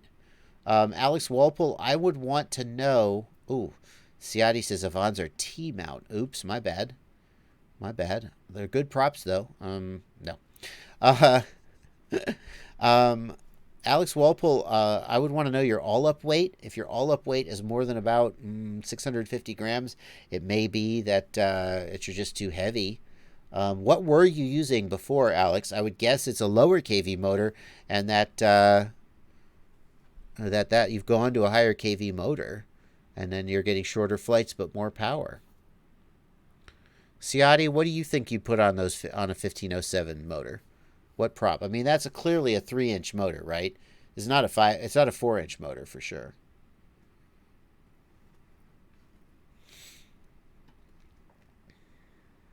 Let's see here. Heath McTaggart wants to know how much it costs to get a one-on-one consultation. Heath, thank you for $2 in the super chat.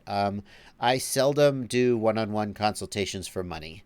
I do one-on-one consultations just when I'm looking to reach out and get in contact with people a little bit more.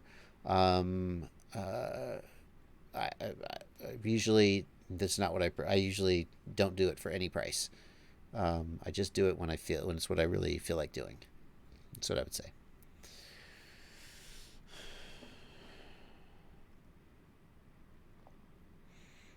Yeah, but Ciati, what about 3-inch props? 3-inch props. Azure 3-inch props are pretty good. Jeff Freestyle FPV wants to know how he can set the same camera angle on all of his quads. Well, I mean, just eyeball it. That's what I do.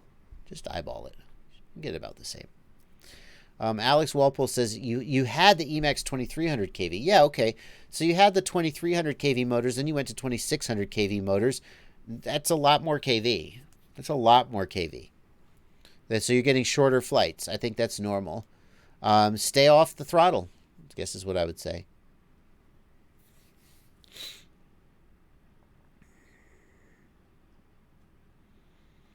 For 3-inch M5 mount props, his favorite are Ciati's favorites are the Gem Fan 3028s, but they need RPM filter. Haha, because they need RPMs. I see, they need RPMs. 4,000 kV on 4S minimum. Interesting. The Avons are T-mount? Damn it, that's a shame.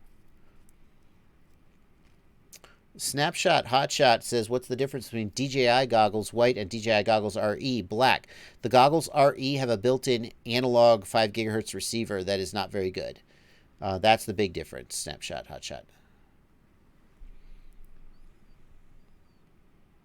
Brandon Snipe says, my RxSR receiver restarts only when plugged into battery power. It works perfectly when plugged in via USB. Why? It's got to be your 5-volt regulator, Brandon Snipe. If it's resetting when plugged into battery, but not from USB, your 5-volt regulator is the difference there. When you're plugged into the battery, the 5-volt regulator is providing 5-volt power. When you're plugged into USB, the USB is providing 5-volt power. So then what's the fix? Well, usually the fix is to get a new flight controller because most people aren't able to repair their 5-volt regulator. Ciotti says the HQ 3x3x3s are okay, but not as well balanced as the gem fans. Yeah. Derek Fowler, you do, basically, yes, you do need to mod the QX7 to work with TBS Crossfire.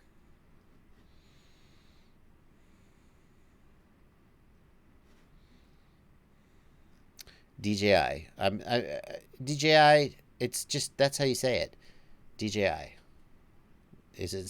I know it's DJI, but that's just how you say DJI. You're hearing DJI, but you can hear the difference. DJI, DJI. See, you hear the difference? You can drink if you want to, but that's just how I'm going to keep saying it. Azures are even worse balanced than the HQs. Okay, GemFan, that's what it is, GemFan. GemFan 3028, that's the answer. Let's see here. Dougie FPV went from 1S brushed to 3S brushless and crapped his pants. Is that normal? Yes, that is correct. It's a big freaking difference.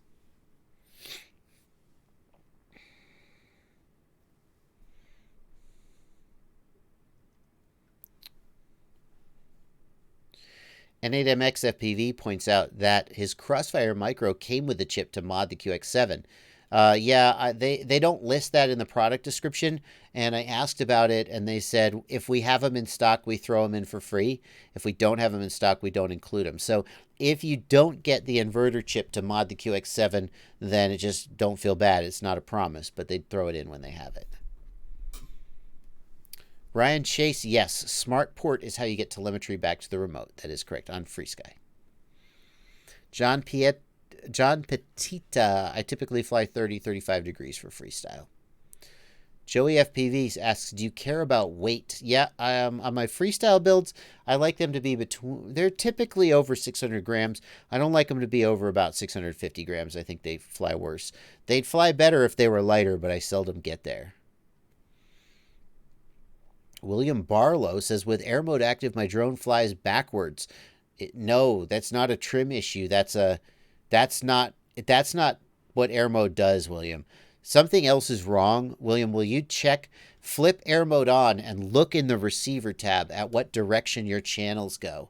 And then flip air mode off and look in the receiver tab at what direction your channels go. Something else is up. Air mode does not reverse the direction that your quad flies. That just doesn't. That's something else is up.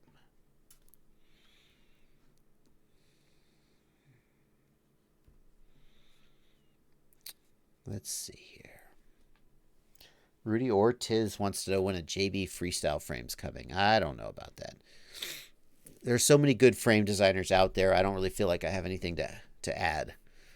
I'm not dying to put my name on anything possible. Andrew Mitchell says, I turned on the date in the OSD after disarming, but it's the wrong day. How do you change that? Andrew, the flight controller doesn't have a real-time clock. So Betaflight has to be able to get the date from somewhere else. Like if you're using GPS, then I believe it will get the date and time correct. And I know it can also get the date and time from, if you set it up correctly, from the clock on the Tyrannus.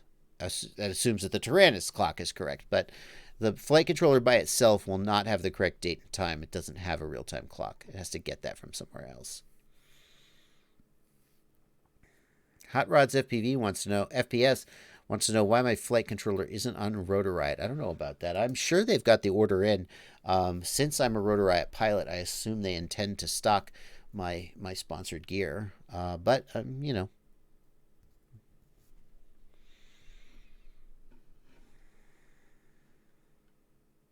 Let's see. Jeff Freestyle wants to know what my favorite 5-inch frame is now. I don't know, Jeff Freestyle. I just did a build with a Stingy frame, and I'm pretty excited about it. It was pretty good. I'm looking forward to I'm looking really forward to this.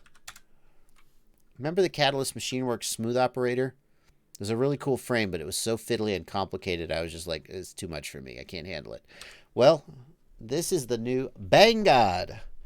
They called it the Banggood because they were tired of Banggood cloning their frames and not even changing the name. So they were like, all right, here you go. We'll just name it the Banggood.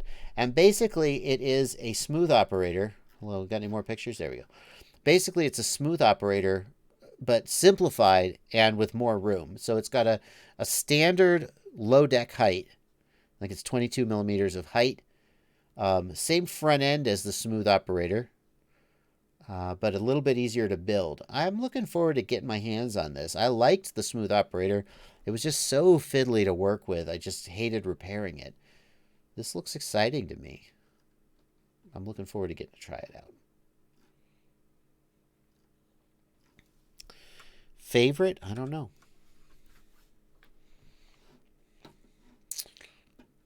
Yeah, Troy, you're not wrong, dude. Troy says 10 screws to hold the top frame on. You're not wrong, man.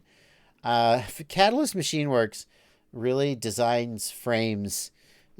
They design frames. They're just like, screw it. This is what we're doing. And they don't give many concessions to usability. Like the smooth operator was just ridiculous. So this is, it's more screws. It's going to hold together really well. But I'm looking forward to giving it a try. Gavilar FPV says it's too easy for that frame to hook on a tree. No, come on. Everybody says that, but it's just the same as any other frame. Give me a break. I mean, it's even got the front strut, right? The front brace to help prevent it from getting snagged. Joseph Skizger, I don't know. The Axle says, but remember, the Blackout 250 had 4 screws for each arm. Ouch. Yeah, remember that.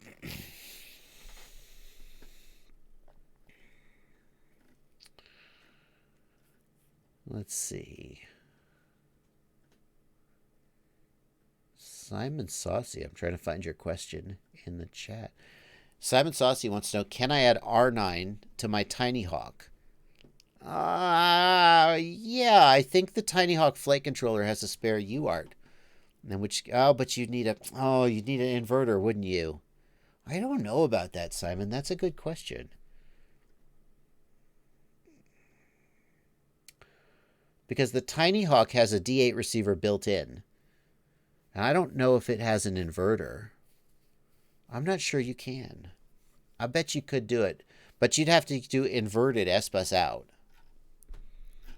Anyway.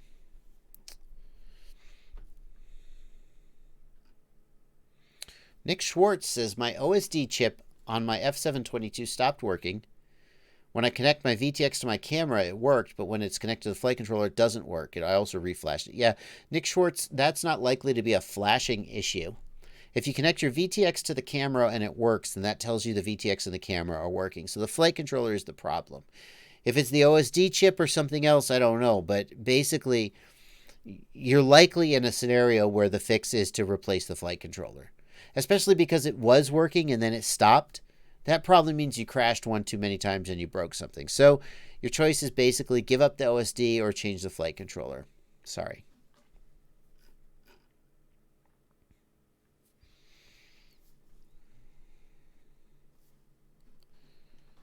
Let's see here.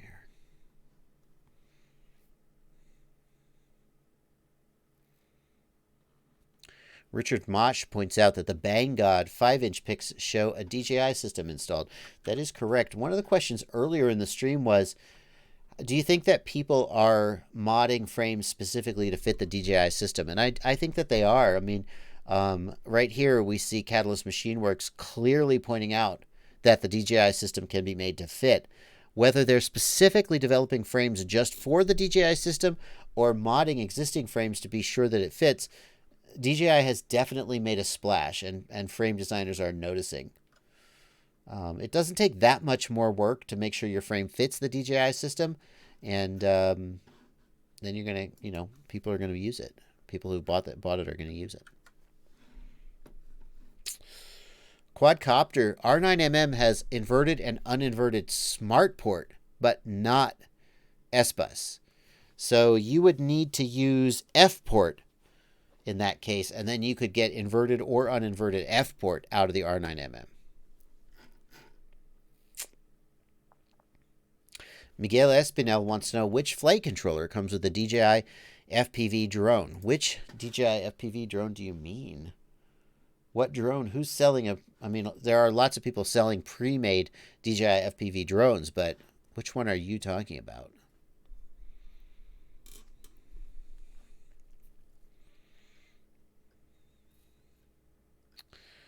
Let's see here. Sharp Pizza FPV, thank you for $5 in the super chat. On a Tyrannus, you set up a switch to change between preset rates for racing, freestyle, etc. Sharp Pizza, yeah, you can set up...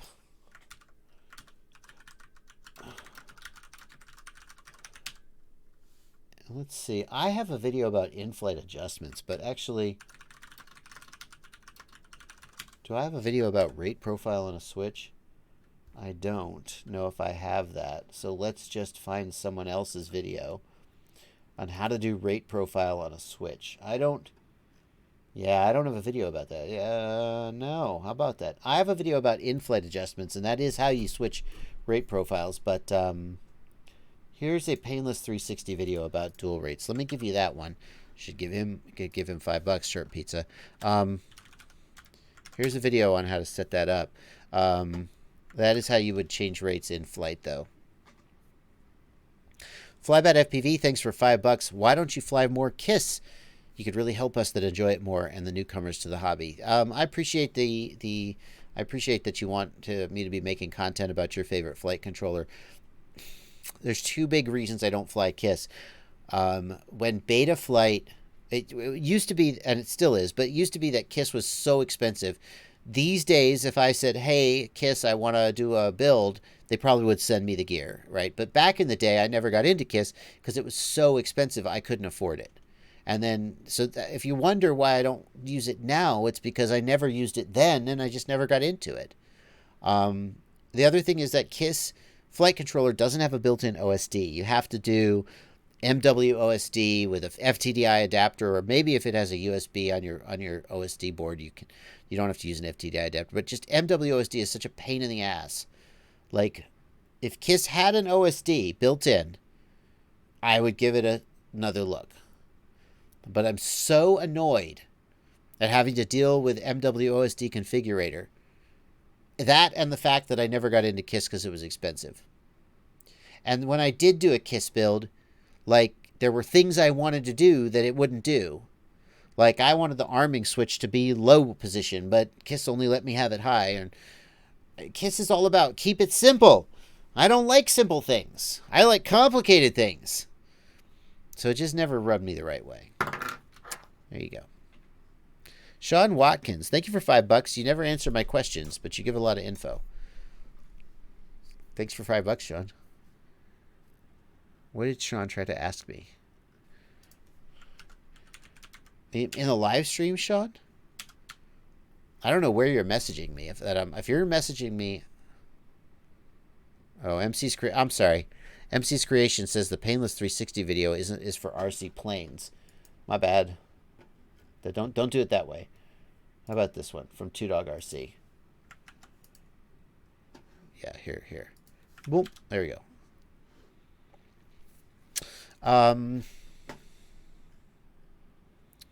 Sean, if I don't answer I try to answer every question I get. If I'm not answering your questions, maybe you're asking them somewhere where I'm not seeing them, like Instagram DMs. I don't really pay attention to those. I don't see any questions from you. Sean Watkins, Enzo, what do you think I should start with? Okay, Sean, I'm going to get his question. Especially, pick me a good starting drone, bro.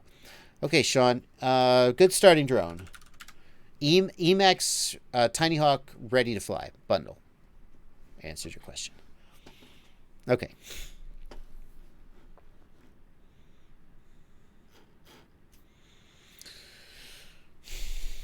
Let's see here.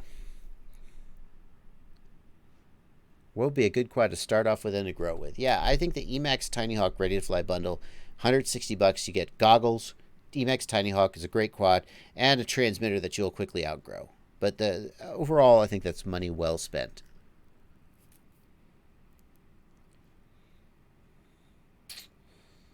Let's see here. Simon Saucy's thinking about getting a Nirvana. I gotta say, I have stopped covering the Nirvana. I don't recommend the Nirvana anymore. The hardware is great, but the support for it has really faltered. It's been difficult to get firmware updates. There are people who are saying they've ordered the Nirvana from Underground FPV and they're having trouble getting customer service. I've brought these things to the owner of Underground FPV multiple times, and I have felt like I haven't seen the kind of response from them that I would like to see. And all these things together mean that I just can't recommend the Nirvana anymore. As good as the hardware is, if you can't get customer service on it and you're having to, some dude, Stevie73, is doing builds of the firmware just on his spare time, that's just not a product I feel like I can support. So that's that.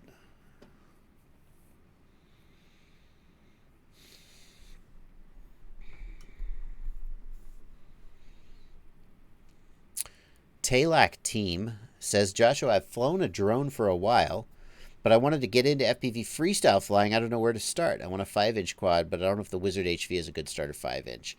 The Wizard HV is pretty good. I think there's better. Right now, I think one of the best 5-inch ready-to-flies is the iFlight Nazgul. I have one of those on the way. I'm looking forward to testing it myself, but based on the parts list, based on iFlight's reputation as a company, and based on other reviews I've seen, I think that's one that you definitely should be looking at.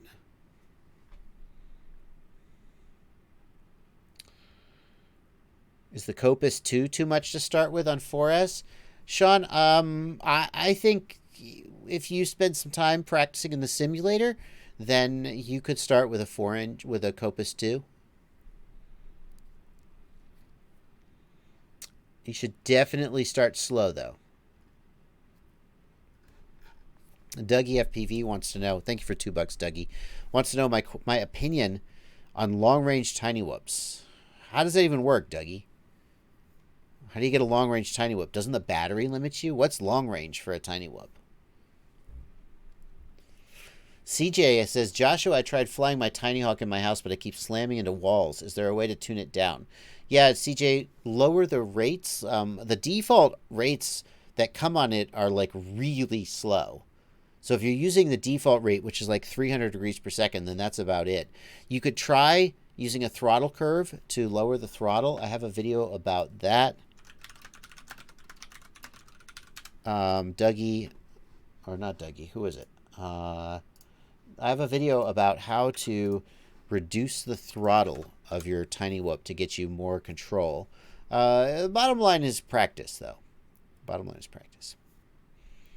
300 to 100 meters is a long-range tiny whoop. I mean, that's just normal range. I mean, I guess if you get your tiny whoop to go for that far, that's great.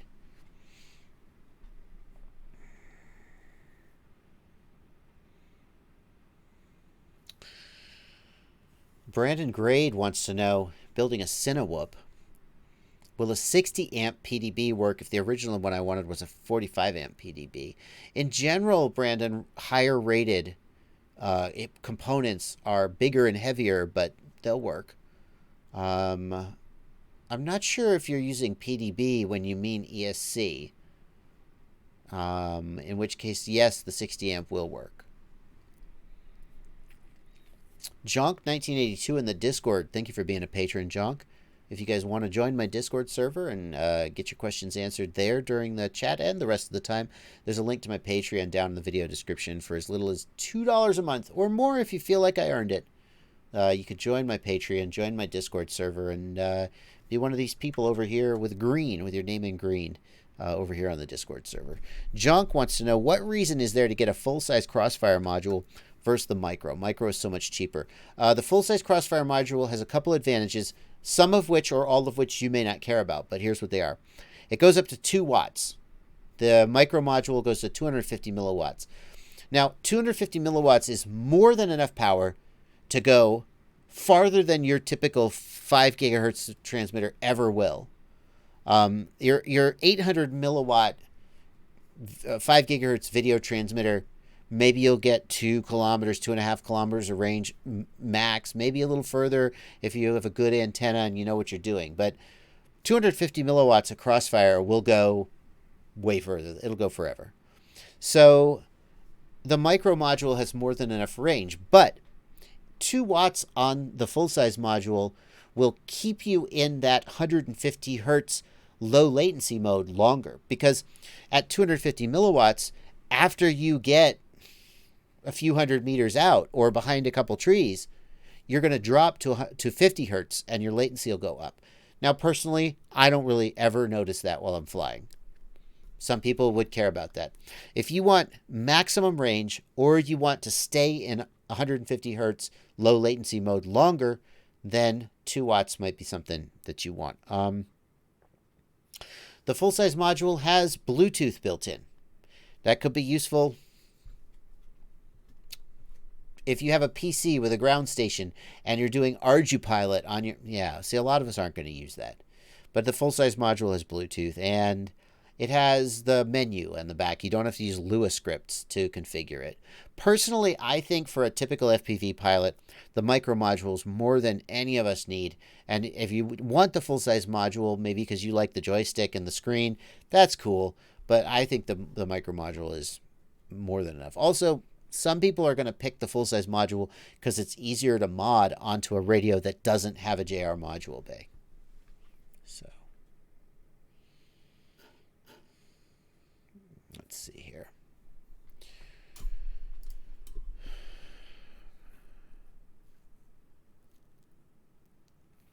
Crunked FPV, TBS just came out with a patch for the micro module that lets you lock the hertz to 150.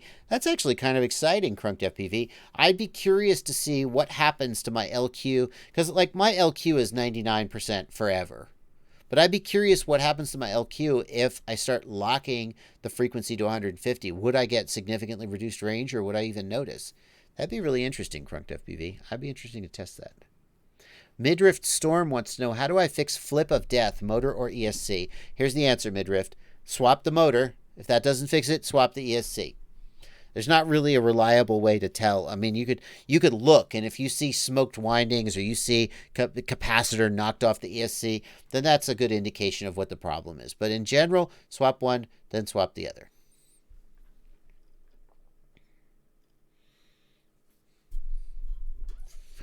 No, Talak team, not the iFlight IH3 Pro. It's the Nazgul. Nazgul. Nazgul. That's the one I'm talking about.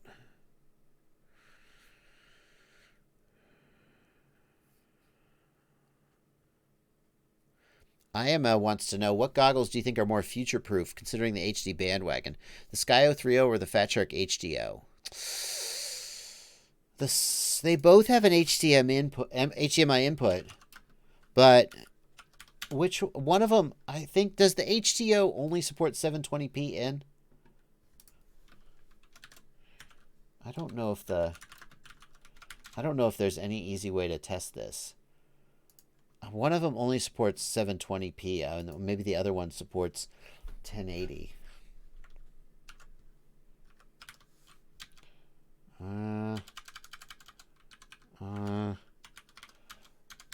I don't know. I'm not sure.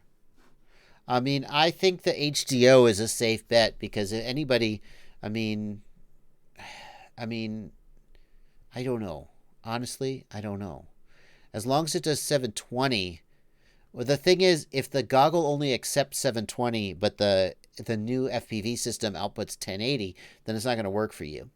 I know when I was trying to test the R2 Tech NextG1 system, it wouldn't work on my HD3s. It worked on my HDOs. That suggests that the HDO takes 1080. I don't know what the resolution is on the Skyo 3.0. That's what I would need to know. If the Skyo 3.0 takes 1080 resolution, then that's a good sign. If they only take 720, it probably is fine. Here's the thing. If you're thinking about the future of HD FPV, DJI is such a big player. You should. I mean, you're buying analog goggles today, but you're hoping that they'll be compatible with digital HD in the future. But what if DJI is just the future? Anyway.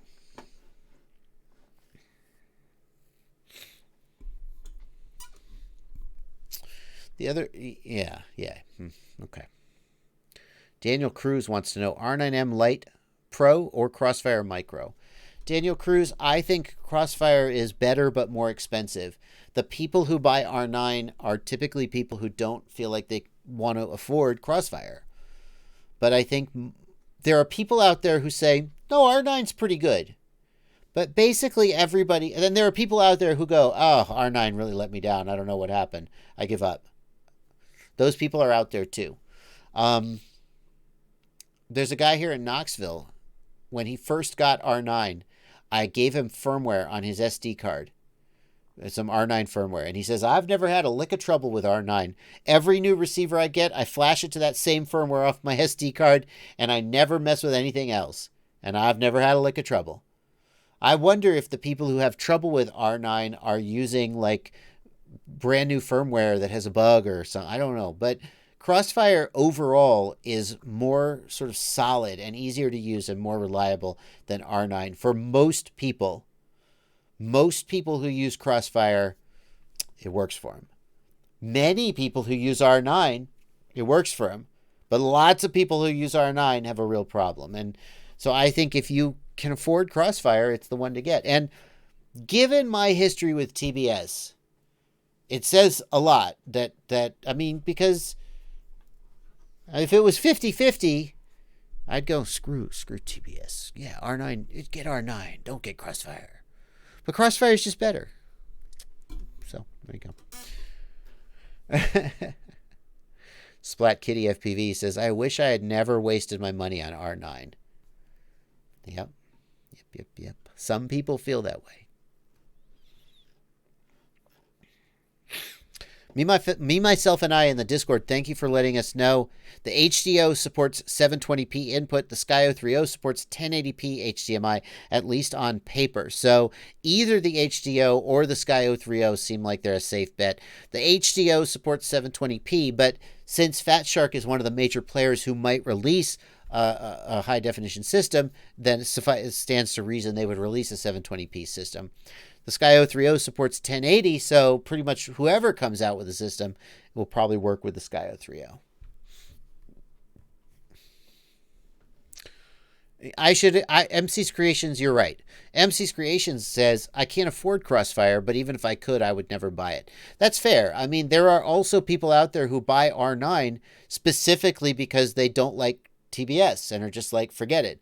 Personally, I just, apparently I don't have strong principles about that because I still use it just because it's good, even though I have some bad relationships with TBS in the past. So, Ethan Mitchell, do you fly the DJI system more than your analog when not testing? Hey, Ethan, it's about 50-50. I'll tell you, one of the nice things about the DJI system is I don't have to put a GoPro on the quad. Now, granted, it doesn't look as good as a GoPro, but it's certainly usable. It's certainly usable.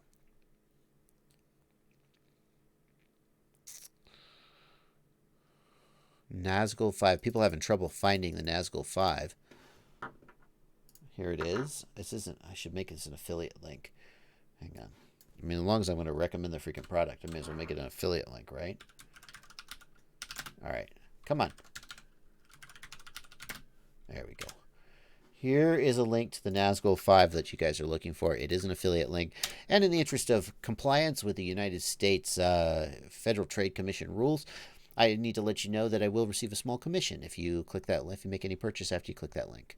Oh, come on. It's too long. The link is too long. This is my channel. I can put in as long a link as I want. Hold on. Let me just bit.ly that link. There we go. Bit.ly.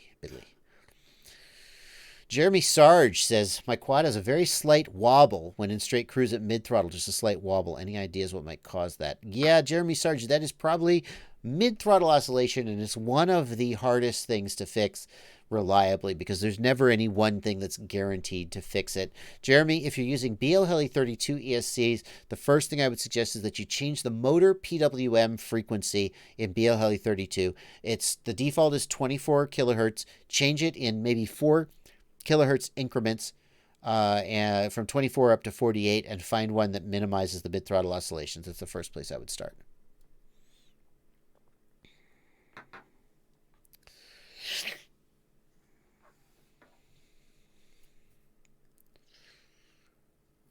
Let's see here.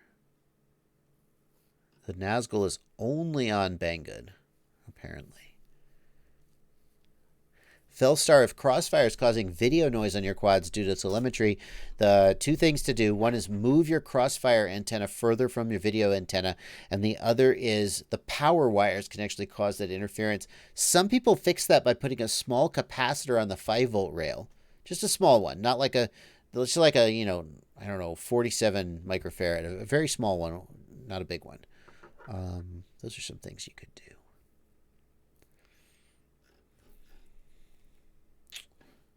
Let's see here. MC's Creations wants to know if I ever had a TBS Discovery. Nope. Never did. Propsoft points out that sometimes mid-throttle oscillations are changed with camera tilt. Yeah, Propsoft, I think what happens there is that by changing the tilt, you change the throttle position at which you cruise. So you're not just spending time sitting there in the throttle position where the oscillations come out.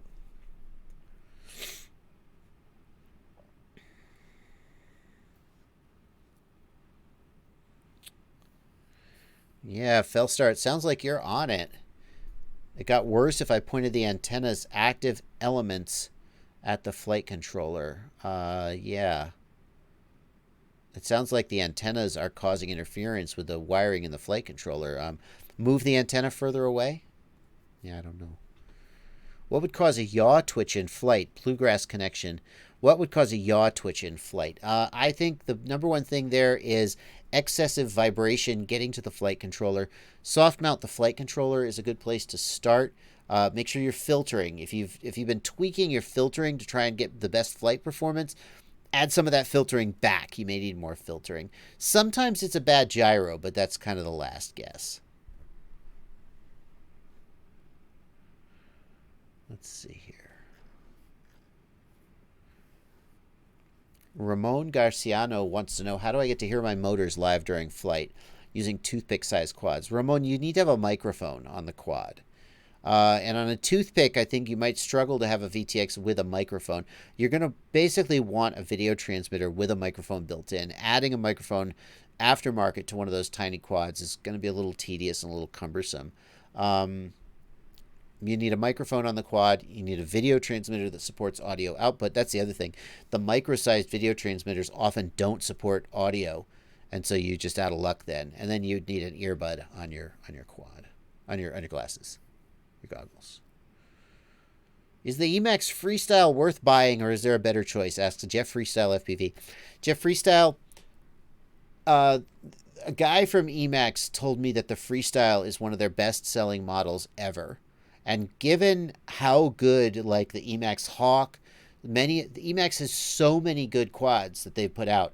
The Freestyle is one of the most popular ones they've ever made. Depending on what you want from the quad, there may be a better choice for you. You may want a 2.5-inch heavier quad. You may want a 3-inch. But if what you want if the Freestyle is sort of in the Venn diagram of what you want, it's probably the best choice. Odds are. Yeah, the Freestyle is a damn good quad. No question.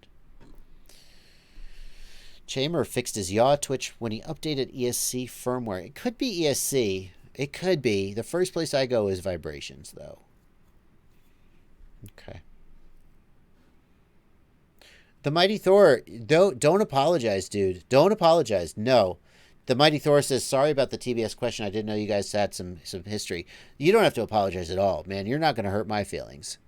And I certainly don't expect you to know the details. I'm just like talking. But don't apologize and don't feel bad one bit. You haven't hurt my feelings at all. It is what it is. I'm a big boy. If I was uncomfortable with your question, I would just ignore it and pretend you didn't ask it. So you're all good, man. Don't worry about it.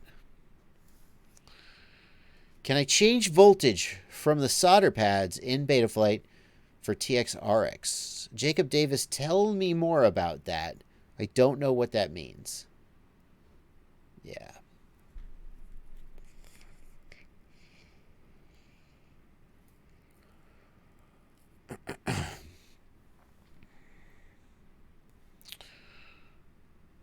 Mark says, JB, I've got a quad that wants to roll when floating after a punch out, like after a climb over a tree. It wants to roll to the right. Definitely make sure, Jacob, that, Mark. Definitely make sure, Mark, that you got air mode turned on. Otherwise, when you go all the way to 0 throttle, the quad will just drift. That's the first thing I would check. Have air mode on, and that will help the quad hold its attitude. Yeah. Greg Kelly, nobody mentions the HD2's compatibility with Frostbite. I mean, Greg, the HD2 is pretty dated. A lot of people don't even have them anymore, so not many people are thinking about the HD2 anymore, to be honest with you. I guess there was the Terminator limited edition a while back, but everybody's thinking about the HDO, I think is what they're thinking about.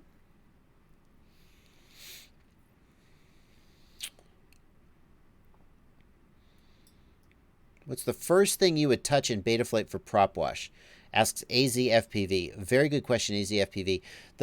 In Betaflight 4.0 and 3.5.7, the first thing I do when tuning the quad is I turn off as many of the freaking filters as I can. Now, that's a radical move, and if you do that, do it at your own risk. I know that my builds are usually very clean.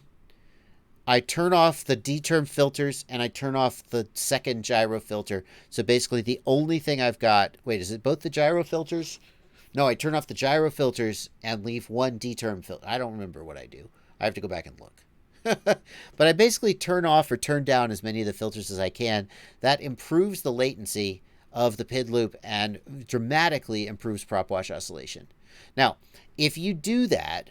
Don't do it all at once. Do one filter at a time. And probably don't turn the filters off, but especially in Betaflight 4.1, the guideline that I'm hearing is just raise the cutoff of the filters. Don't just turn them off willy-nilly. And as you do that, you're going to want to watch for hot motors.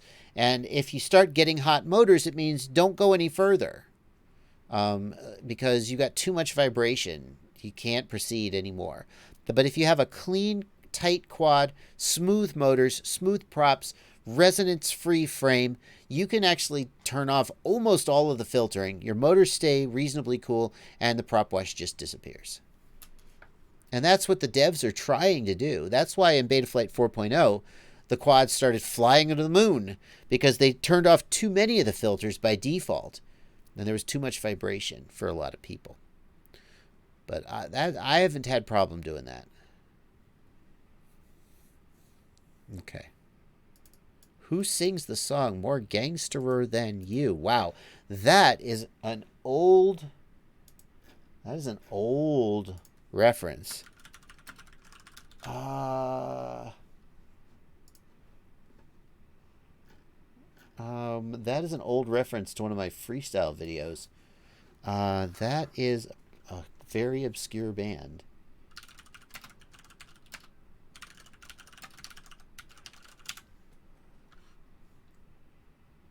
That's Signal Path. Signal Path is the name of that band. Quadcopter Choreography. Signal. I can't play any of their music because they will... wow. A long time since I had those shoes. Yeah. Signal Path is the name of the band. And I'm not going to play it because I don't want to risk getting a copyright strike. Did this video get a copyright strike? But, yeah. Look at the parts list from this old video. Jeez. Look at the parts list from this old video.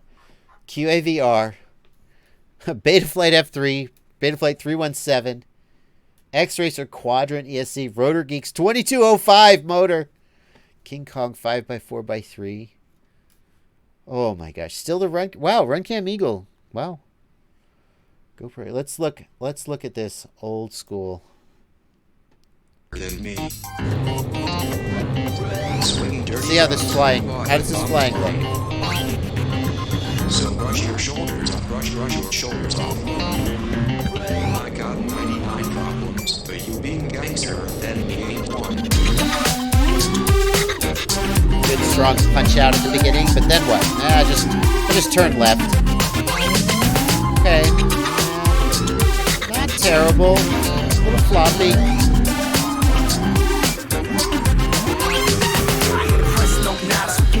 I got some flippy rolls. Okay, I already did that one. No, that's okay. There's a wobble there. Just kind of looking at the trees. Now I'm going somewhere. Okay, good. Oh, yeah. Oops, I've done that one. Nope. We're going back through this? No, we're not going that way. Now we'll just cut away. Okay. Where are we going? Back this way? Around the very house. Through the field. Roll. Where are we going? I don't know. Another roll. Okay. I like this one. Even now, I like this one.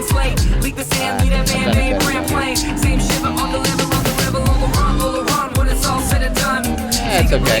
Yeah, it's okay. Split out. Yeah.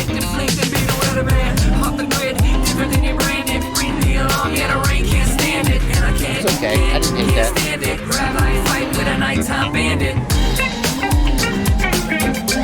I'm going. Oh, there you go. Oh, I haven't done that in a while. I'm usually standing there now, that's why. Ooh, this is the best segment so far, I think. Go backwards. Oh, see, there was a little Cricket FPV there.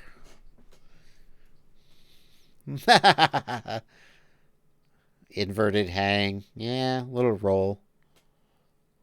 All right, let's go out big. Let's go out big.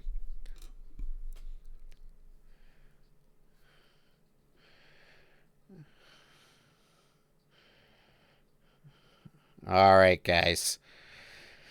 Well, we are going to wrap up. We'll go out on this madness. Yeah. All right, guys. That's going to do it for this live stream. Thank you so much. I'm cutting into Ciati. Ciati is up. Ciati's posting his link all over my live stream. Get out of here. We're going to finish up for the day. Thank you guys so much for coming out. I'm just going to finish up. I'll see you guys Sunday at 1 p.m. when it's my next live stream. And Ciati is live right now on his live stream. Link posted here in the chat. That is going to do it for this stream. I'll see you later, everybody.